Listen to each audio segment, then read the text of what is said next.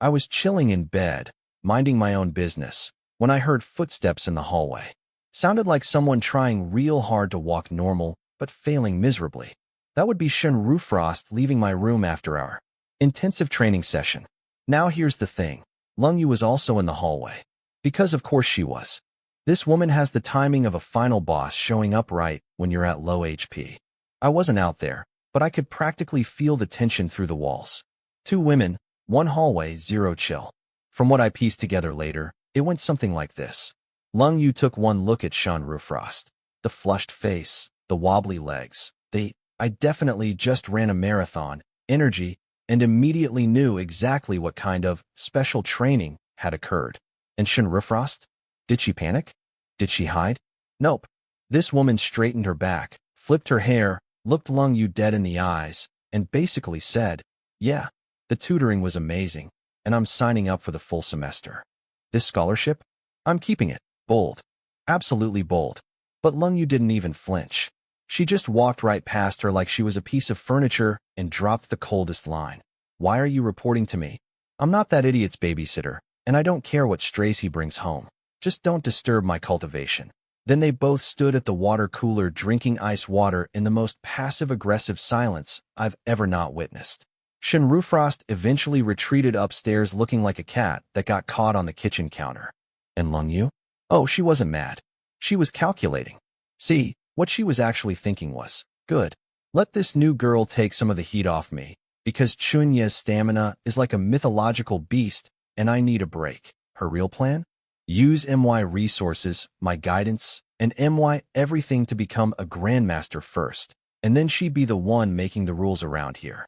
She literally went, "I'll ride this hurricane straight to the top, and when I get there, even you will bow to me." Then she marched straight down to the underground training room. No rest. Pure ambition. This woman is terrifying. Meanwhile, my phone buzzed. Old Chin calling late at night. Never a good sign. "Chen Yi, we identified that waitress. 4 words. Beast Gate Church. These lunatics call themselves the Heaven Gate Church and believe that behind some mystical Heaven Gate, there's a supreme being. Their whole deal? They think wild beasts get superpowers from energy leaking through this gate. So humans should inject themselves with Beast Emperor energy and evolve into some kind of superspecies. Spoiler alert, it does not work. Old Chin explained that Beast Emperor blood is basically pure chaos juice. Unlike King blood essence, which can be purified, Emperor blood is so contaminated it's basically drinking liquid madness. These church freaks thought they could suppress the rage with willpower alone. The result? Every single one of them eventually mutated into mindless flesh monsters. No thoughts, no reason, just killing and eating. Real pleasant stuff. The church caused multiple disasters before being classified as evil, Chin said. But remnants still exist, and Emperor energy hides deep. Almost impossible to detect. Translation: the Martial Association suspect's Grandmaster Yao is secretly working with these psychos. But they can't touch him without proof, because he's too powerful. Then Old Chin dropped his suggestion. Move into the association headquarters until the competition. I'll personally guard you. Safest option. I looked over at Shun Rufrost, who had just stumbled through my bedroom door on legs that were clearly filing a formal complaint with HR. Old Chin, I've got 3 women here that need my guidance. Moving might be inconvenient. Dead silence on the phone. I could practically hear Old Chin's brain short-circuiting. Last time we talked, it was 2. When did it become 3? Down in the underground training room. Things were getting spicy without me even being there. Lung Yu had snuck back down and found Su Qingge still sitting there meditating. And this woman was shook. Because Su Qingge is only a 1-star martial artist, she should not be able to hold deep meditation this long. That's like a toddler bench pressing a truck. The mental strain alone should have knocked her out cold. But nope. My wife was sitting there breathing smooth as silk, color in her cheeks, looking like she was having the most peaceful nap of her life. Meanwhile, her soul was basically speedrunning a cultivation technique. And Lung Yu? Did she feel happy for her? Technically, yes. But what she actually felt was her competitive fire going nuclear. A 1-star can meditate longer than me? A 6-star peak warrior? Absolutely not. So Lung Yu sat down and tried to enter the same deep state. 1 hour. Nothing. 2 hours. Still nothing. Her mind was chaos soup. The more she forced it, the worse it got. She finally opened her eyes, sweating, frustrated, and came to a humbling conclusion. Without MY guidance, she couldn't do it. And that made her mad, because she knew I was upstairs, doing things with Shinrufrost. And now she had to go beg me for help. Her internal monologue was basically, that heartless jerk is just a tool, a cultivation tool. And if he won't help me meditate, he doesn't get to do anything else tonight. She was about to storm upstairs and physically drag me down when Su Chinga's eyes opened. And Lung Yu saw it, a flash of spiritual light in her pupils, like a tiny supernova going off behind her irises. How'd it go? Lung Yu asked, trying to sound casual. My wife beamed like a kid who just aced a test. It was amazing. Lung Yu. Sister, I think I almost completed a full energy cycle. She was radiating this whole new aura. Even Lung Yu felt the pressure. A 1-star giving off pressure to a 6-star. My wife is built different. Then Su Chinga looked around the empty room, and her excited little face immediately deflated. Where's hubby? That one word, hubby, hit Lung Yu like a lemon to the eye. All the acid came rushing back. Where else? Upstairs tutoring Shinrufrost, she snapped. Su Chinga's breakthrough joy evaporated in about 0.3 seconds. Her eyes went from sparkly to stormy. She's sweet and gentle, sure, but she's not a pushover. I left her alone for a few hours, and I was already with Shinrufrost. Next thing I knew, da, angry footsteps coming up the stairs like a SWAT team raid. 2 women, furious faces, marching straight for my bedroom door. Lung Yu's hand was already on the doorknob, ready to kick it open and catch me in the act. Click. I opened the door first. Their faces were locked and loaded, ready to unleash, but I immediately put my finger to my lips. SHHH. That one gesture short-circuited their entire attack sequence. All that rage just buffered. I stepped aside and pointed into the room. There was Shinrufrost, sitting on a cushion, deep in meditation. Eyes closed, completely zoned out. Genuine cultivation happening. The look on their faces was priceless, like soldiers who kicked down a door expecting a crime scene and found a yoga class. Before either of them could recalibrate, I wrapped one arm around each of their waists, smooth as butter, pulled the door shut quietly, and guided them downstairs and out into the garden. Now here's where I pulled my absolute masterpiece of topic redirection. The night breeze was blowing, the garden was peaceful, and I put on my most serious face. The situation in the provincial capital is worse than I thought. At the banquet tonight, someone was watching me, likely a spy from the Beastgate Church. Lung Yu side-eyed me so hard. I could practically read her thoughts. This man's ability to change the subject should be classified as a martial technique. But I kept going, dead serious. This isn't a joke. A waitress was secretly monitoring me. I reported it to the association, but the enforcement team lost her during pursuit. Old Sheen wants me to move into headquarters for safety. Su Chinga's anger melted instantly. She went from, I'm gonna kill you, to, someone's trying to kill you, in half a second. Her eyes filled with worry. Even Lung Yu's Ice Queen face cracked. She was still mad about the whole harem situation, but hearing about actual danger flipped her warrior switch immediately. I could tell the mood had shifted perfectly. So I turned to both of them with my warmest smile and delivered the finishing blow, but I turned Old Sheen down. Because if I moved to headquarters, I wouldn't be able to train my 2 beautiful wives every day. You getting stronger, that's my greatest advantage. Boom. Topic changed. Anger diffused. Both women went from wanting to murder me to feeling special. Chen Yi, Master of Combat, Master of Cultivation, Grandmaster of Emotional Damage Control. Lung Yu heard me say, 2 wives, and let out the most sarcastic laugh I've ever heard. 2. Chen Yi, did you fail math? There's 3 women in this house now. My face froze for exactly 1 second. Then I did what any brave man would do. I owned it. You're right. It's 3. I got Shinrufrost.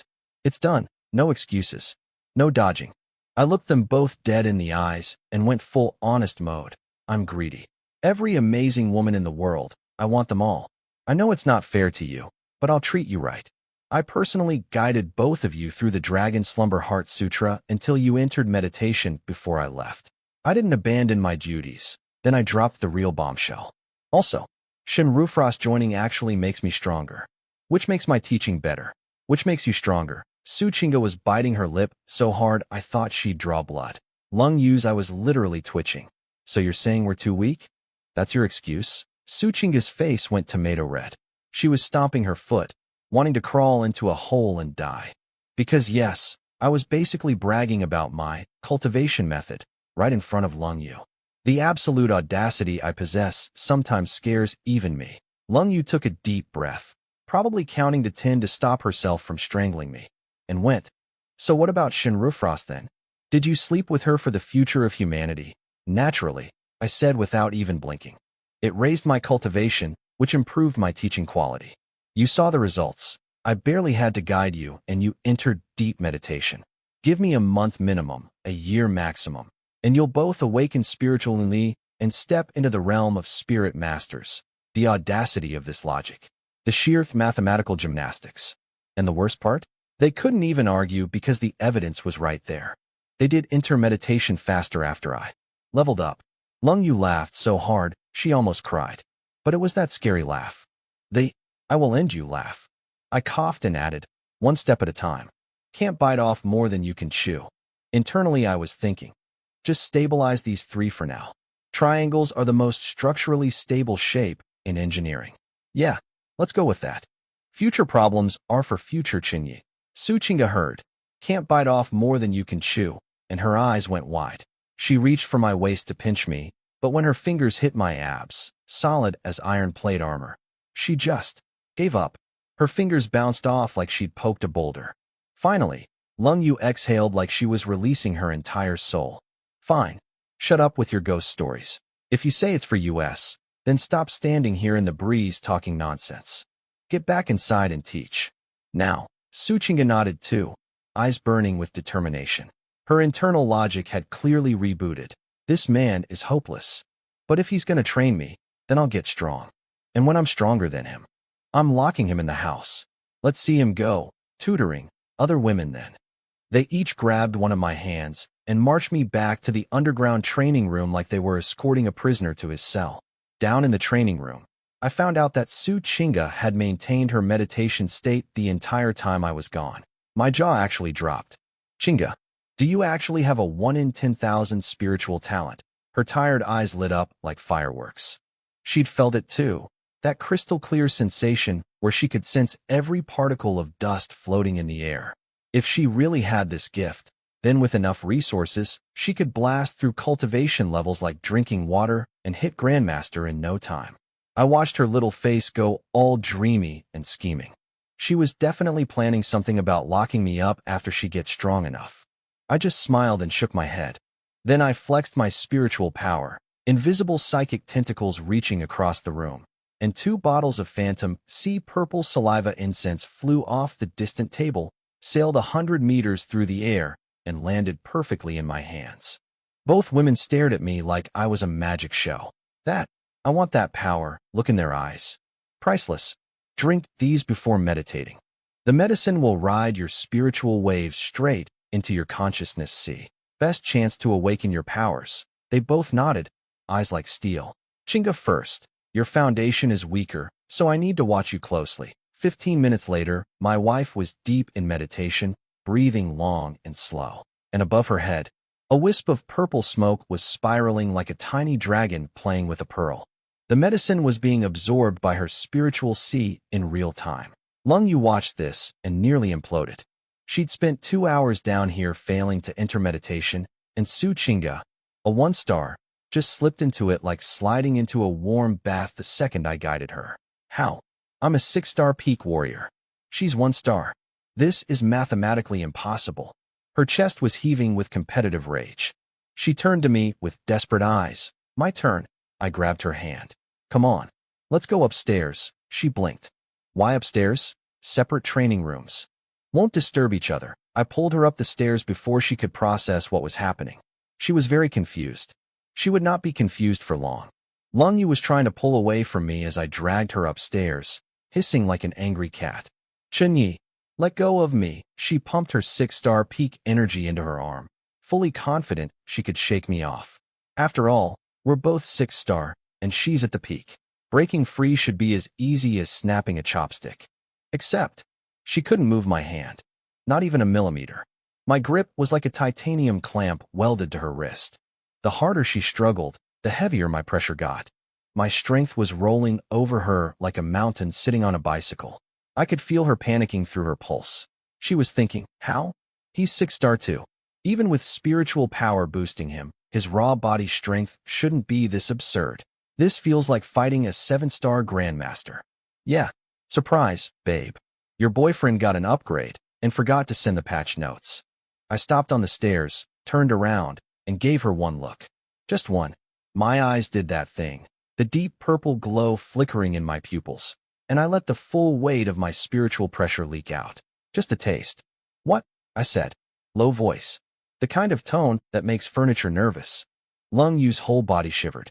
That angry speech she had loaded up? Gone. Swallowed right back down like a hiccup in reverse. She bit her lip, voice shrinking to a frustrated whisper. At least let go of me. Chinga is still downstairs. What does this look like? Instead of letting go, I yanked her closer. Her ice blue eyes went dinner plate wide. All that 6-star peak combat energy she'd been building up deflated instantly, like someone popped a balloon with a toothpick. Her last coherent thought was, it's over. This man is going to completely devour me, and there is nothing I can do about it. Before she could reboot her brain, I scooped her up. Full princess carry. Zero hesitation. Maximum audacity. Then I sprinted out the front door. The night wind hit her face, and she snapped back to reality, watching the villa shrink behind us at alarming speed. Hey, where are you taking me? To tutor you, obviously, and tutor I did. And here's the beautiful part. Almost instantly after our intensive guidance session, Lung Yu slipped into that deep meditation state she'd been desperately chasing for 2 hours. Her very last thought before her consciousness dove into the void was a lightning bolt of realization. Wait, it was this easy. Did that jerk put me through all of that on purpose? Not just to mess with me, but to help me enter meditation. This evil, scheming, calculating man. He planned everything. He used that method specifically to get me into the right state of mind. And then she was gone. Deep in cultivation. Enlightenment achieved through the most unconventional teaching method in martial arts history. Meanwhile, back in the underground training room, Su Chinga sat perfectly still, purple energy swirling above her head like a lazy dragon. In her mind, a door to an entirely new world was slowly creaking open. So let's recap the scoreboard for tonight. Su Chinga, meditating. Possibly awakening a once-in-10,000 years spiritual gift. Purple smoke special effects and everything. Shen Rufrost, meditating. Upstairs in MY bedroom. On MY cushion. Lung Yu, also meditating. After receiving my patented advanced tutorial package. 3 women. 3 breakthroughs. 1 Chunyi.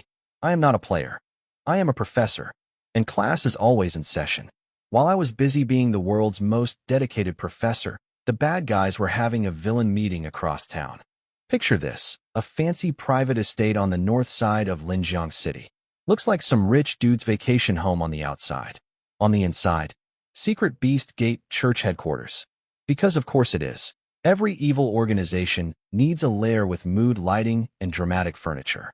Some suit-wearing lackey pushes open a big red wooden door and bows to a shadowy figure behind a screen who's literally stroking a blood-red jade statue.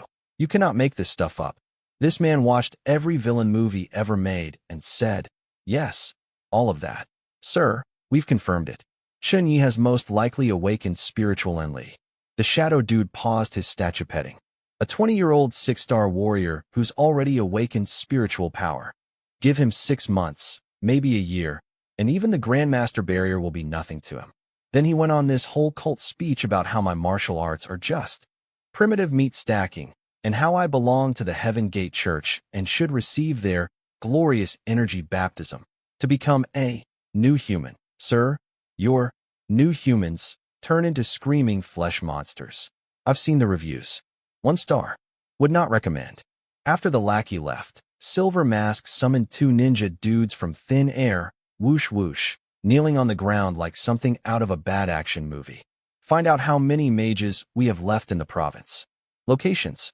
Numbers. Now. Oh yeah, in their cult, anyone who's 7-star Grandmaster and has successfully fused with Heaven Gate energy gets the title Dharma Mage. Sounds cool until you remember they're all ticking time bombs of flesh mutation. Then Silver Mask laid out his evil plan, and honestly, it was terrifying. Turns out Grandmaster Yao, that old fox, had sent them Li Zhan as a sacrifice. And Li Zhan's energy became the perfect catalyst for an 8-star Beast Emperor to evolve.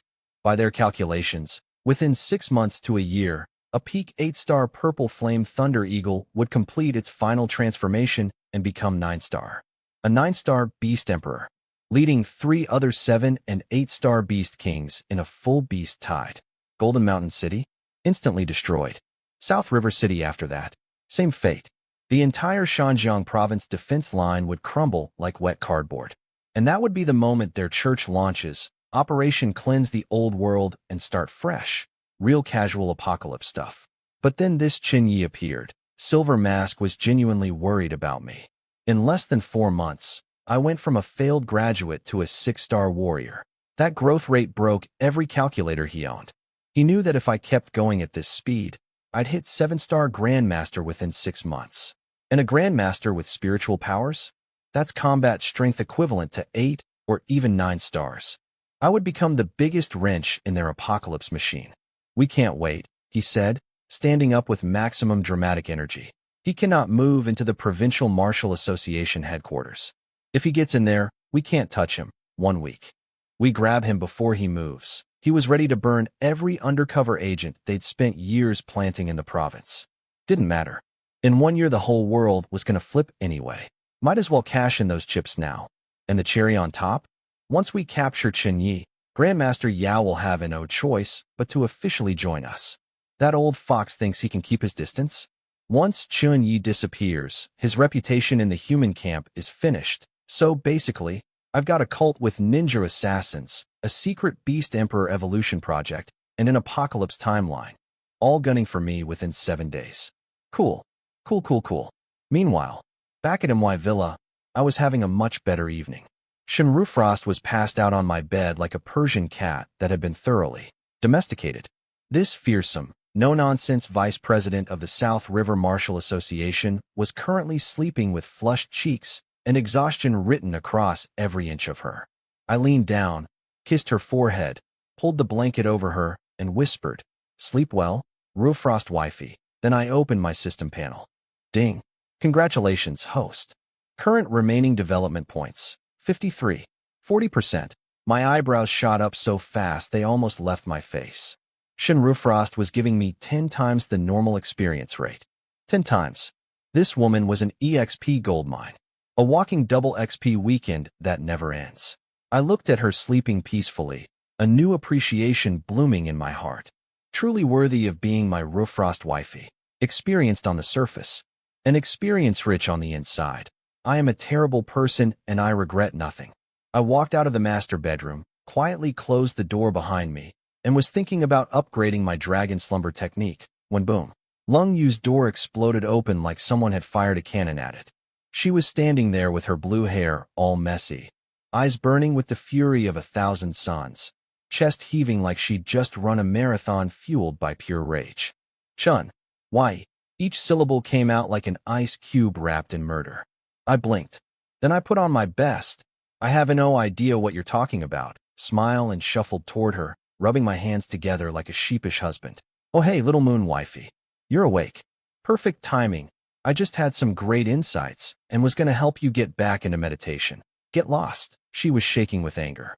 Her fists lit up with 6-star peak energy, and she hammered my chest with everything she had. See, here's what happened. She had finally, after hours of failure, entered that perfect meditation state.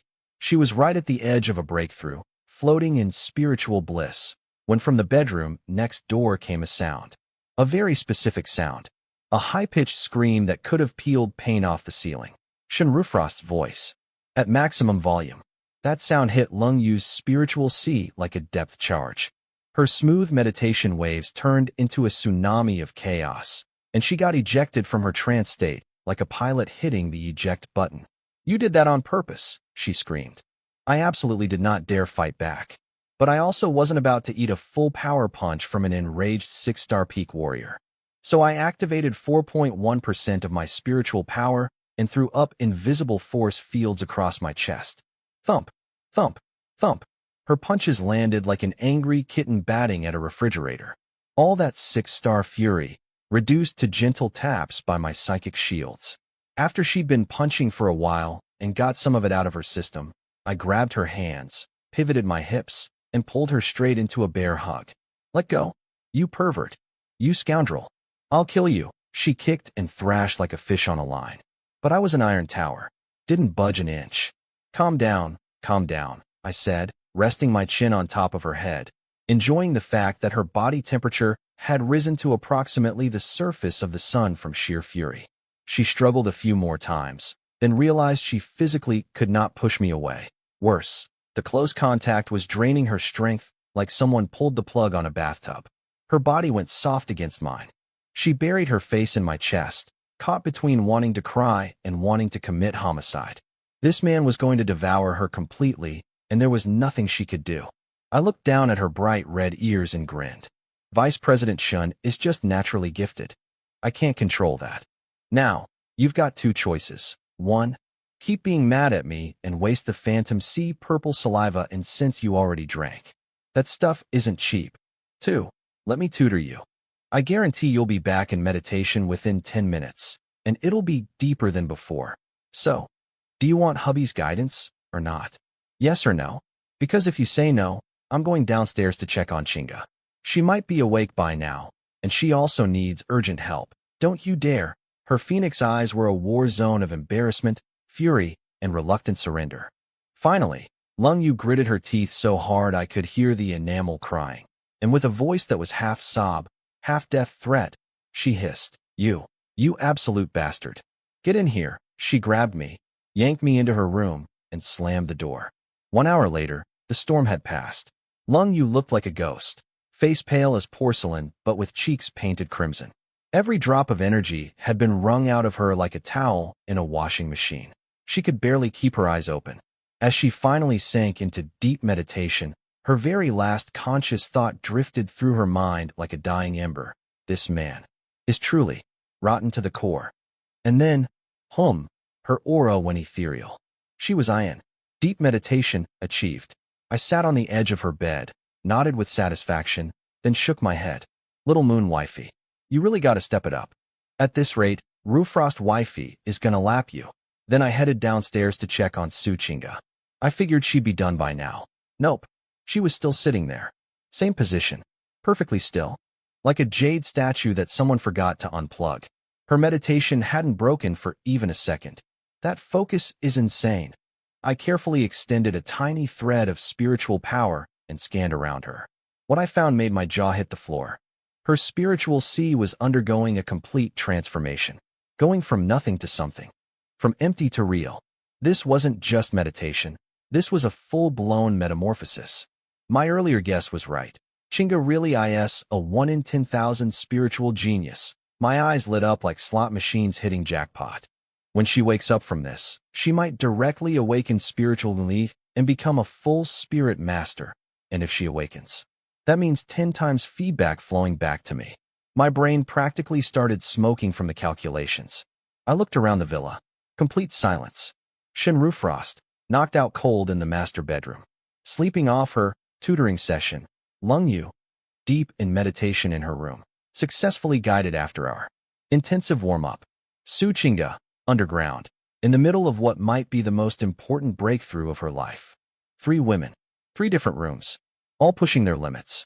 Well, if everyone else is grinding this hard, I can't be the lazy one. I grabbed a cushion near Su Chinga, sat down cross-legged, closed my eyes, and let the Dragon Slumber Heart Sutra flow through my mind.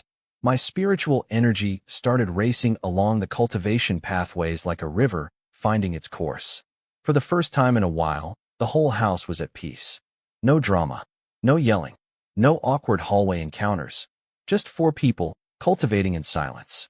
It was beautiful. It would absolutely not last. 6 hours of meditation, and I opened my eyes feeling like a guy who just pedaled a tricycle after driving a Ferrari for months. The progress was painfully slow. I refined my spiritual power by like a sliver. This is what normal cultivation feels like. How do people live like this? I've been spoiled by the 10 times feedback system, and now regular training feels like watching paint dry in slow motion. Underwater. I stood up, stretched my stiff neck, and immediately spotted Shinrufrost sitting across the room, sweating bullets and trying desperately to meditate. She must have woken up, found me gone, and came down here on her own. Points for initiative. 0 points for execution. Her spiritual waves were an absolute disaster, flickering around like a candle in a hurricane. Meanwhile, Suchinga next to her was radiating stability like a mountain with a Wi-Fi signal. Perfectly calm ripples flowing outward like she was born for this. The gap between you two is not small, I muttered. I walked over and poked Shinrufrost's forehead with one finger. EK. She jolted awake, eyes wide, and found my face about 6 inches from hers. Instant tomato mode activated. Sage Shinyi. Her whole body went from tense to jelly in about half a second. She knew she looked like a mess. I put my finger to my lips. Shoo. Then, in my most commanding voice, "We're going upstairs." She looked at me. Looked at Suchinga still deep in meditation. Her heart rate visibly doubled. Okay, she stood up like a good student and followed me out, head down, footsteps quiet, leaving Suchinga undisturbed in her spiritual cocoon. As we climbed the stairs, I could practically hear her thoughts racing behind me. Half nervous, half. Well, let's just say the tutoring session was comprehensive. By the end, the mighty vice president of the South River Martial Association, a woman who makes grown men tremble with a single glance, had been reduced to what I can only describe as a puddle with a heartbeat. And then she noticed I was smiling. Why? Why are you smiling? Because my system just went ding. Dragon Slumber Heart Sutra, perfected. Spiritual power 10%. Current spiritual power, 14.1%. Boom. My spiritual energy erupted like a dam breaking. The entire room flooded with invisible pressure, an ocean-deep, sky-wide wave of psychic force radiating from my body. Shinrufrost's pupils shrank to pinpoints. She stared at me like I'd just sprouted a second head. This? What I asked this? You leveled up again. Her voice was shaking. Her worldview was crumbling in real time. She was doing the math, and the math was not mating. Spirit masters train for decades to get small improvements. They sit in caves meditating for years. And I just did that and got a 10% boost. I let the purple glow fade from my eyes, felt the absolute tsunami of power swirling in my spiritual sea, and grinned. Vice President Shun, you look pretty well rested now. Want to try the perfected level guidance? Brand new upgrade. Fresh out the oven, her whole body flinched. Those misty eyes went wide with horror and something she would never admit out loud. You want to go again? Relax, relax. This time it was actual tutoring. Real meditation guidance. Legitimate spiritual instruction. She entered deep meditation successfully, and I could tell she was a little bit relieved, but also a tiny bit disappointed. I'm not going to unpack that. I stepped out of the bedroom and checked on Lung Yu next door. Dead silent. Just soft, rhythmic breathing. Purple energy swirling above her head from the medicine. She was still in deep meditation. This time nobody screamed through the walls to interrupt her. Progress. Growth. Soundproofing would have been cheaper, but hey. Finally, I headed down to the underground training room to check on my wife. And what I saw made me freeze. Suchinga hadn't moved a muscle, but the tiny wisp of purple energy above her head had expanded into a fist-sized cloud. A little purple thunderhead, constantly shifting shapes, pulsing with life. That was the sign. The unmistakable sign of spiritual power being born. My wife was on the verge of awakening. I stopped 5 meters away. Didn't make a sound. Sat down cross-legged and gently extended my own spiritual power outward like an invisible safety net around her. I was standing guard. If her spiritual sea destabilized even slightly, I'd catch her. Before today, I couldn't have done this. My power was too weak. But at 14.1%, 3 times what I had before, this was easy. So there I sat, the silent guardian, the watchful husband, protecting my wife's breakthrough with everything I had. The villa was quiet. Shinrufrost meditating upstairs. Lung Yu meditating in her room. Suchinga on the edge of something historic in the basement. And me, sitting cross-legged like a Buddha with a harem management degree. Somewhere out there, a cult with silver masks was plotting to kidnap me within 7 days. But right now? Right now was about my wife becoming something extraordinary. Everything else could wait. After who knows how long, Su Chinga's eyelashes fluttered and she opened her eyes. But instead of the triumphant glow I expected, she looked frustrated, almost heartbroken. Hubby, I was so close. So close. She grabbed my sleeve like a kid who just dropped her ice cream cone, voice cracking. I could feel it. There was this invisible membrane, thin as a butterfly wing, and I just needed to poke through it. But it slipped away right at the last second. Poor thing was on the verge of tears. Too many stray thoughts, I said, pulling her into my arms. What are you doing? Her face went nuclear red instantly. The other two are still upstairs. Someone might. Hush. I let my perfected level spiritual power flow out like a warm, invisible blanket wrapping around her entire body. The upgraded version. Fresh from the oven. Premium quality guidance. And it worked. She dropped into meditation so fast, it was like someone pressed the off switch on her consciousness. 1 hour passed. Then her whole body shuddered. That purple cloud above her head exploded into 1,000 glittering shards of light that funneled straight down through the top of her skull like a reverse fireworks show. Her eyes flew open, and I saw it. Those gentle, soft eyes that normally look like warm pools of honey, they were blazing with starlight. A clear, unmistakable streak of purple was swirling in her pupils, bright and permanent. IT worked. I jumped to my feet. Su Chinga blinked, still dazed, looking around like she just woke up on a different planet. Then her gaze landed on me. She didn't say a word. She just thought about something. Whoosh. A metal teacup sitting on a shelf across the room launched itself into the air, sailed in a perfect arc, and landed right in my hand. No strings. No tricks. Pure telekinesis. Her face went from confused to ecstatic in about 0.2 seconds. Hubby, I actually did it. I grabbed her, scooped her up, and planted a big fat kiss right on her cheek. Yes, you did. Wife, you're a genius. Meanwhile, my system was going absolutely crazy in my head. Ding. Partner Su Chinga has successfully awakened spiritual power, 0.1%. 10 times feedback triggered. Congratulations, host. Spiritual power 1%. Current spiritual power, 15.1%. Boom. Another expansion. My spiritual sea surged outward like someone kicked down the walls of a swimming pool. Everything within 100 meters snapped into crystal clear focus. I could track individual dust particles floating through the air. Every vibration, every whisper of movement, mapped in perfect detail. And here's the thing that really blew my mind. Lung Yu, my 6-star peak warrior girlfriend, was still struggling to break through. But Su Chinga, a 1-star beginner, got there first. My wife's talent wasn't just rare. It was terrifying. The kind of genius that shows up once in 10,000 people. Maybe 100,000. And the more talented she is, the more insane my 10 times feedback becomes. Her ceiling is my ceiling times 10. I was mentally doing cartwheels. Meanwhile, Su Chinga was melting in my arms like a chocolate bar left on a car dashboard. Her body was in that ultra-sensitive post-breakthrough state, and my body heat was basically short-circuiting her entire nervous system. Stop. Let go of me, she whispered, pushing against my chest with all the force of a sleepy hamster. Her voice was so quiet only my enhanced spiritual perception even caught it. Let go? On today of all days? I grinned, tightening my arms around her waist.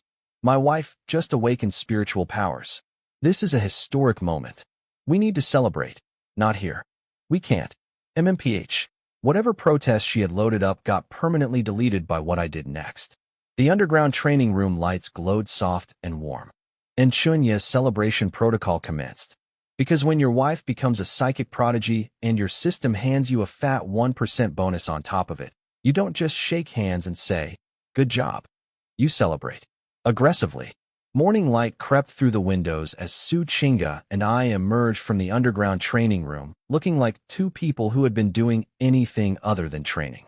You let go of me right now. My wife squirmed out of my arms, face the color of a fire truck. She caught her reflection in a mirror, flushed cheeks, dreamy eyes, the whole. Just had a spiritual awakening plus celebrations. Look, glared at me one more time, and shuffled off to the bathroom to make herself presentable. When we walked into the dining room together, the atmosphere was interesting. Lung Yu and Shun Rufrost were already sitting at opposite ends of the table like two chess queens guarding their corners. Both had that post-intensive training glow on their faces. But the second Su Chinga stepped through the door, both of them froze. Something was different. My wife was still technically a one-star nobody in terms of raw power. But there was this pressure coming off her now. Something invisible but undeniable. Like standing next to a still lake and sensing a leviathan sleeping underneath. Both six-star warriors felt it, and they did not like it. I clapped my hands, beaming like a proud father at a graduation ceremony. She awakened spiritual power. What? What? The devastation on their faces was magnificent. These two had been getting tutored within an inch of their lives trying to cross this threshold. They'd been sweating, struggling, meditating for hours, and they were still just barely touching the doorstep of entering meditation. And Su Chinga, the woman they both privately considered the weakest link, beat them both to it. Lung Yu looked like someone had slapped her with a frozen fish. Her entire master plan, awaken powers, hit grandmaster, become the boss of this household, just got speed bumped by the one person she thought she didn't need to worry about. I could see the terrifying math happening behind her eyes. If this girl grows at the same rate as Chunyi, she'll go from 1-star to 6-star in 2 months. And then she'll pass me. And then I'll be the weakest one here. And, yeah, Lung Yu was having a crisis. Shenrufrost wasn't doing much better. She'd walked in here thinking her only competition was Lung Yu. Su Chinga was supposed to be furniture. Background decoration. The harmless little wife. Not anymore. But credit where it's due. Shenrufrost kept her composure like a true politician. My, little sister Chinga really does have spiritual talent, she said, all smiles and elegance, while internally she was screaming, I need private lessons. Immediately. Every day. Starting now. I pulled Su Chinga into a seat next to me and announced, we're going to the Provincial Martial Association headquarters today to get her tested. Every spirit power user is classified as a strategic national resource, regardless of star level. We need to get her officially certified. Once she's certified, the association would pour resources into her training, 100 times, 1,000 times what she had before. Her growth would go from fast to absurd. And her growth feeds my growth at 10 times the rate. I was trying so hard not to rub my hands together like a cartoon villain. Only Chinga and I are going. You two stay home and keep training. Under the table, Su Chinga quietly reached over and squeezed my hand. My smart, sweet wife understood exactly why I said that. Showing up at headquarters with 3 women, 2 of whom are the famous vice president and inspector of South River, would turn us into the hottest gossip in the entire province. She was already blushing just imagining it. Shenrufrost flipped her hair and laughed it off, all mature and gracious. Of course. Little sister Chinga needs her hubby's company during such a big moment. I'll stay here and digest everything I've learned these past 2 days. Translation. The second you two leave, I am training so hard my eyeballs sweat. Then Lung Yu, never one to let Shenrufrost have the last word, dropped a perfectly aimed jab. Oh, is the vice president hoping to secretly discover her own spiritual talent while Chinga's away? Shenrufrost fired right back. My, and the inspector has been training here for how long now? Still no awakening? Must be tough knowing you don't have the gift. So dedicated though, Shenrufrost, you. Lung Yu's chest was heaving with rage. I sat there watching these 2 goddesses go at each other like roosters in a ring. Honestly, I wasn't going to stop them. First of all, expecting these women to hold hands and sing campfire songs was pure fantasy. They're apex predators. Apex predators don't do slumber parties. Second, their competitive fire meant they'd train harder. And harder training meant faster breakthroughs. And faster breakthroughs meant bigger feedback for me. Their jealousy was literally my fuel source. All right, you two play nice. Chinga, let's go. I grabbed my wife's hand and bolted for the door before either of them redirected their aggression toward the actual source of all this drama, which was, of course, me. The drive to Provincial Martial Association headquarters was the most peaceful 30 minutes of my life. No Lung Yu death glaring me. No Shenrufrost making passive-aggressive comments. Just me and my wife, cruising in the combat vehicle, enjoying the rare miracle of zero drama. Su Chinga was sitting in the passenger seat looking out the window, and I could tell she was soaking in every second of having me to herself. Poor girl had been sharing me with 2 apex predators for days. This car ride was basically her vacation. We pulled up to the headquarters, this massive building that's basically the Pentagon of martial arts. Warriors everywhere, ranging from 3-star grunts to the occasional 7-star grandmaster. Now, normally you can't just park at the front entrance. But the second my tires stopped rolling, a senior specialist came sprinting out like I was a celebrity arriving at a premiere. Chief Chun, welcome to headquarters. The respect in her voice was borderline religious. Warriors in the plaza started rubbernecking immediately. Who I asked that guy? He gets a personal escort. Bro, that's a secretary division specialist. She's meeting him at the door. He's so young. And that girl with him. She's stunning. Is she from some big family? Did she just call him chief? My wife was looking ethereal today. White combat suit, hair flowing free, skin glowing like polished jade after 3 days of intensive cultivation guidance. Plus her newly awakened spiritual power gave her this otherworldly aura that made regular humans do double takes. She squeezed my hand a little tighter as we walked through the crowd. I could tell she was nervous, but also secretly loving the VIP treatment. We took the S-Class exclusive elevator, the one that screams, I'm important, and so is my parking space, straight up to floor 88, the standard spirit power testing zone. The room had these half-sphere sensor stones glowing with blue energy lines. Very sci-fi, very official. The grading system goes D, C, B, A, S. Miss Sue, please touch the sensor stone and channel your spiritual power, the specialist said. Suchinga stepped up, took a breath, and, Chung. The stone vibrated. The screen lit up. See my wife's face deflated like a sad balloon. Sea level? Just. See, look, everyone walks into these tests secretly fantasizing they're an S-rank prodigy. Nobody dreams of being C. That's like checking your exam results hoping for an A and getting a B-. The specialist jumped in immediately. Miss Sue, please don't feel discouraged. Most awakeners start at E or D. C rank is already incredibly powerful. A C rank 6-star peak warrior can fight 2 regular 6 stars simultaneously. With proper training you can reach B rank, and B rank 6-star peak warriors can go toe-to-toe with 7-star grandmasters. Chinga felt a little better, but she still looked at me with those pouty eyes. I walked over, ruffled her hair, and whispered, Don't worry, wifey. With hubby giving you deep guidance every day, guaranteed quality and quantity, forget A rank. I'll personally deliver you to S rank. Her face went from pouty to volcanic red in 0.1 seconds. She pinched my arm and hissed, Are you insane? Saying that stuff here?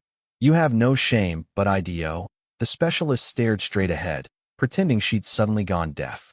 Professional. All right, Chief Chun, your turn.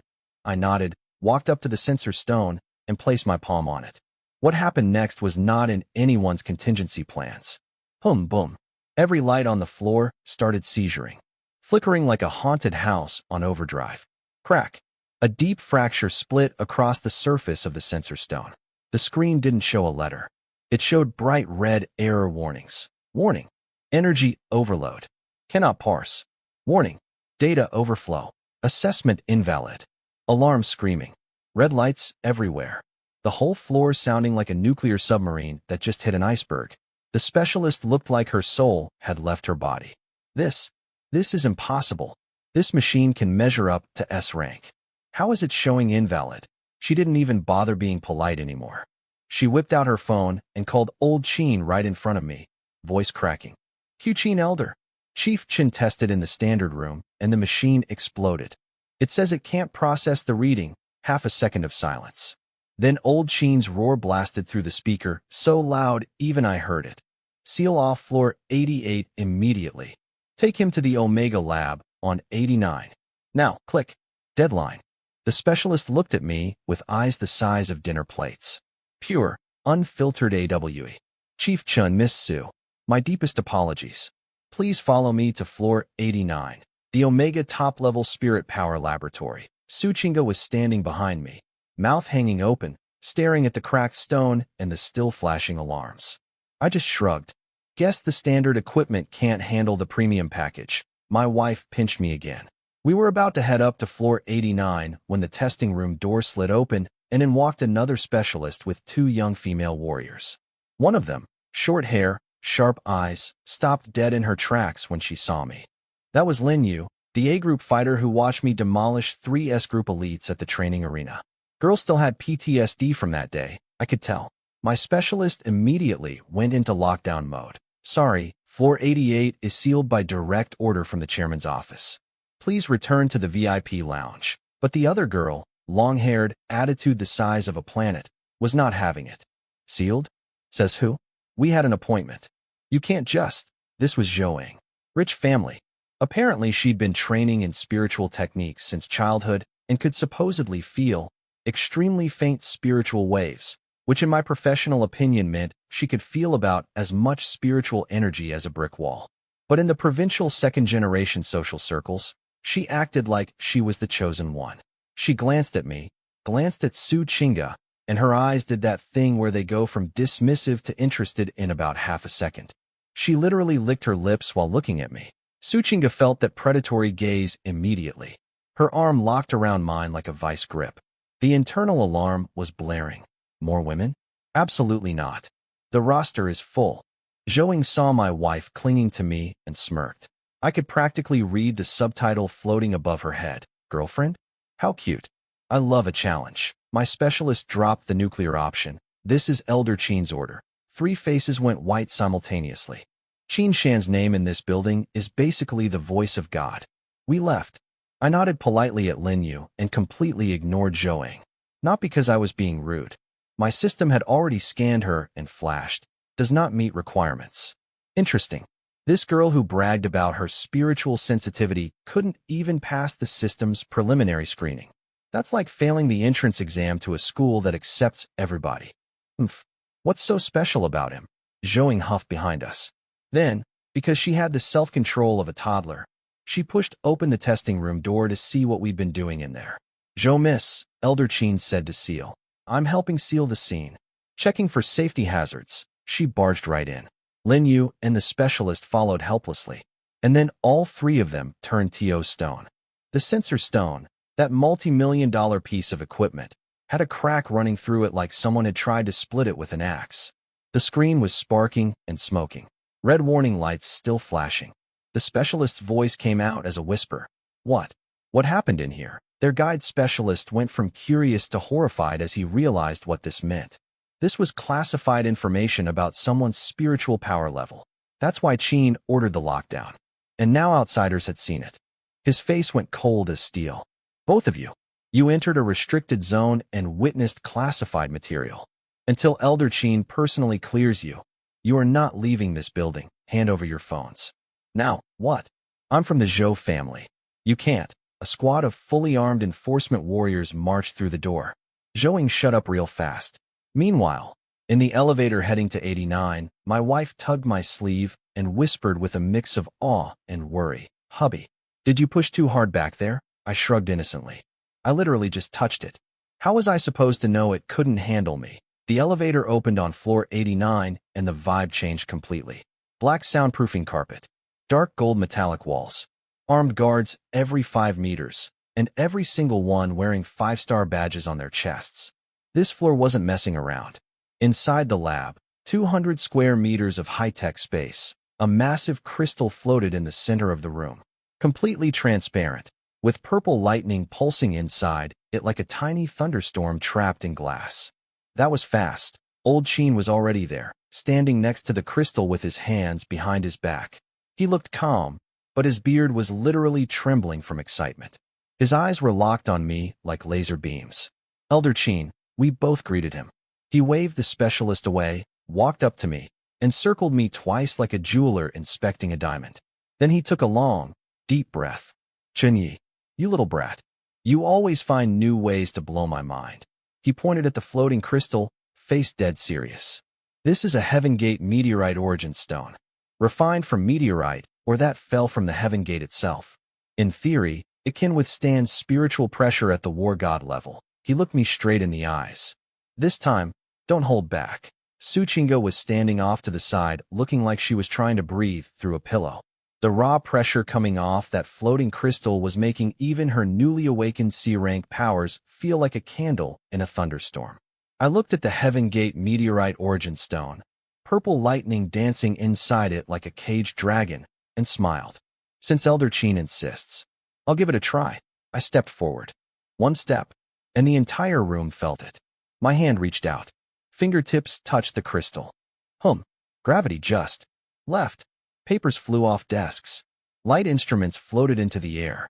The whole lab turned into a zero-gravity chamber, like someone flipped the space station switch. The crystal's interior went from clear to deep violet purple. Lightning inside it went absolutely berserk. The screen started counting. S, S, SS, SSS. Old Qin's hands, which had been calmly clasped behind his back, clenched so hard his knuckles sounded like popcorn. His eyeballs were doing their absolute best to escape his skull. SSS rank. Good. Good. Good. 3 goods. So loud the metal shelves in the lab started vibrating. The old man looked like he'd just found out he won the lottery, discovered a cure for aging, and had his favorite team win the championship all at once. Then his brain connected the dots, and he grabbed my shoulder hard enough to make the air grunt. I knew it. 4 months from 1 star to 6 star. There was only one explanation. SSS level spiritual power. That's how you climbed so fast. The stronger your spiritual power, the deeper your control over chi and martial comprehension. It all makes sense now. Here's the thing about SSS rank. It's not actually the top. It's the limit of what human technology can measure. Everything past SS that can't be quantified just gets slapped with the SSS label. It's basically the system going, I give up, you broke math. As for why I never tested this high before, spiritual power is mysterious and sometimes hides itself. Totally normal. Convenient excuse, and actually true for once. Then Old Qin's excitement vanished. His face went stone-cold commander mode. Chunyi, listen carefully. Starting now, you are not going back to that villa. I've personally authorized an entire floor of the headquarters inner compound for you. Top-tier defensive arrays. My personal protection. Until you reach Grandmaster, that is where you live. I scratched my nose awkwardly and glanced at Su Qinga. Elder Qin, I've got some, personal belongings back home. And also, wouldn't moving in here be kind of disruptive? I mean, I tend to make a lot of noise sometimes. PFFD. Su Qinga's face went from pink to cherry bomb in 0.001 seconds. The words, a lot of noise, had triggered a highlight reel of the past 3 days in her brain. She pinched my waist so hard I almost yelped. This man, at a time like this, he was still thinking about that. Old Qin looked at my beet-red wife, looked at my shameless face, put 2 and 2 together instantly. Nonsense. He glared at me, caught between fury and laughter. You think I don't know how many women are living in that villa of yours? Plenty of rooms on that floor. Stop making excuses. Then his voice dropped to dead serious. Chunyi, you don't understand how big this is. I'm reporting your SSS awakening to the National Martial Association headquarters. Immediately, when they receive this, a patrol envoy will be dispatched directly to Linjiang. A patrol envoy? Su Qinga and I said it at the exact same time. Patrol envoys are basically the eyes and hands of the highest authority in the country. They're 7-star or 8-star grandmasters themselves, but they represent the people above that, the war god-level existences sitting at the absolute peak of human civilization. They send a patrol envoy when something is so important that regular chains of command aren't fast enough. And apparently, my test result qualified. Those rats hiding in the shadows, Old Qin said, staring out the window at the clouds. If they find out China has produced an SSS-level spirit master, they will launch suicide attacks. No hesitation. Until the envoy arrives, you stay in this building. You go nowhere. The weight in his voice hit me like a truck. I'd walked in here planning to show off a little, maybe score some free resources from headquarters. Instead, I accidentally poked a hole in the sky. All right, Elder Qin, I shrugged. But I need to go get the others first. You stay? I'll send a military escort to bring them. Elder Qin, relax. I'm an SSS-level spirit master, remember? Who's gonna mess with me? Old Qin stared at me. And for just a second, his eyes went red. He turned away fast, so we wouldn't see. But I caught it. In that moment, I wasn't just his student or his project. He saw someone else in me. Someone he lost 60 years ago to a Beast Gate church attack. His own son. Just as talented. Just as brilliant. Back then, he was only a 7-star grandmaster. strong enough to fight armies, but not strong enough to protect his own blood. That failure haunted him for a lifetime. But now, in this province, on his watch, he would burn the entire world down before he let that happen again. Fine, old Sheen's voice boomed. Then I'm coming with you, an SSS-level spirit master and a legendary elder, riding together to pick up my 3 girlfriends from my bachelor pad. This was either going to be the safest road trip in history or the most awkward car ride of old Sheen's life. Probably both. Meanwhile, literally outside my villa, hiding in the pine trees like the world's most dangerous bird watchers, the Beastgate Church had assembled a hit squad. Silver Mask himself was there, the big boss from that creepy estate, and he'd brought a friend, a hunched-over dude in a dark red robe, carrying a bone knife made from some mystery beast, with 0 energy signature but terrifying red light flickering in his eyes whenever he blinked. This was Blood Owl, a 7-star grandmaster who had successfully fused with Heaven Gate energy and kept his sanity. One of the church's legendary mages, the kind of guy other bad guys call when they need a bad guy.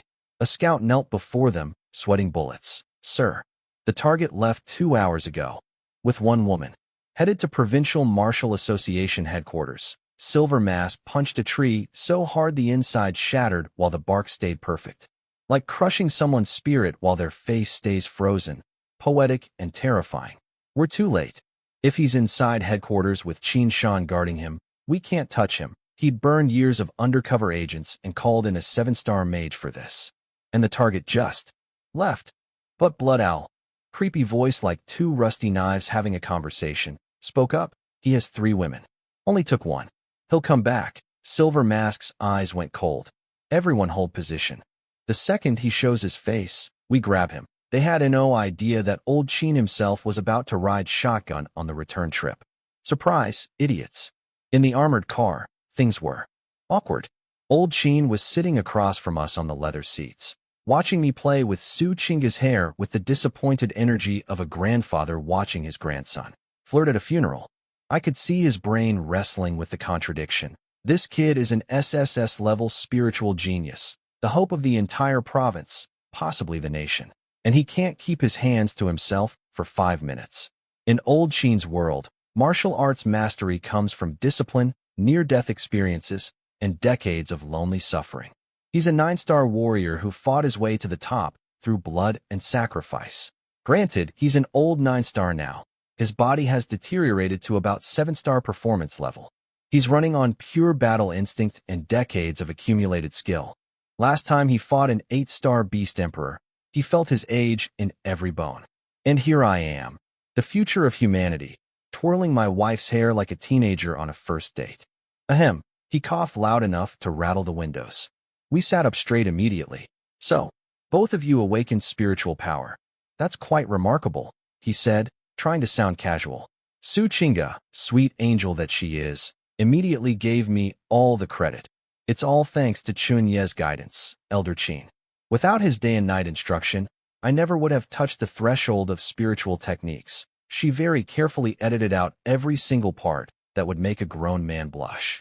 In her version of events, I was a stern, professional, scholarly mentor who guided her through meditation with wisdom and precision. Absolutely 0 mention of any supplementary activities. Old Qin was fascinated. His eyes started glowing. Chunyi, you can help others awaken spiritual power. This was unheard of. Spiritual awakening was supposed to be pure luck and natural talent. Even master spirit teachers couldn't guarantee their students would awaken. And I was apparently manufacturing breakthroughs? If you could teach this method at the elite camp, Old Qin grabbed my arm like a drowning man grabbing a life raft. If you could train even a small squad. Wait. Elder Qin, I had to shut this down fast before he signed me up for some kind of national spiritual awakening boot camp. I put on my most serious, scholarly face. This method has very strict requirements. The teacher and student must achieve complete mind-body synchronization. Their qi and blood must be 100% compatible. And most critically, I paused for dramatic effect. There must be an extremely deep emotional bond as the catalyst.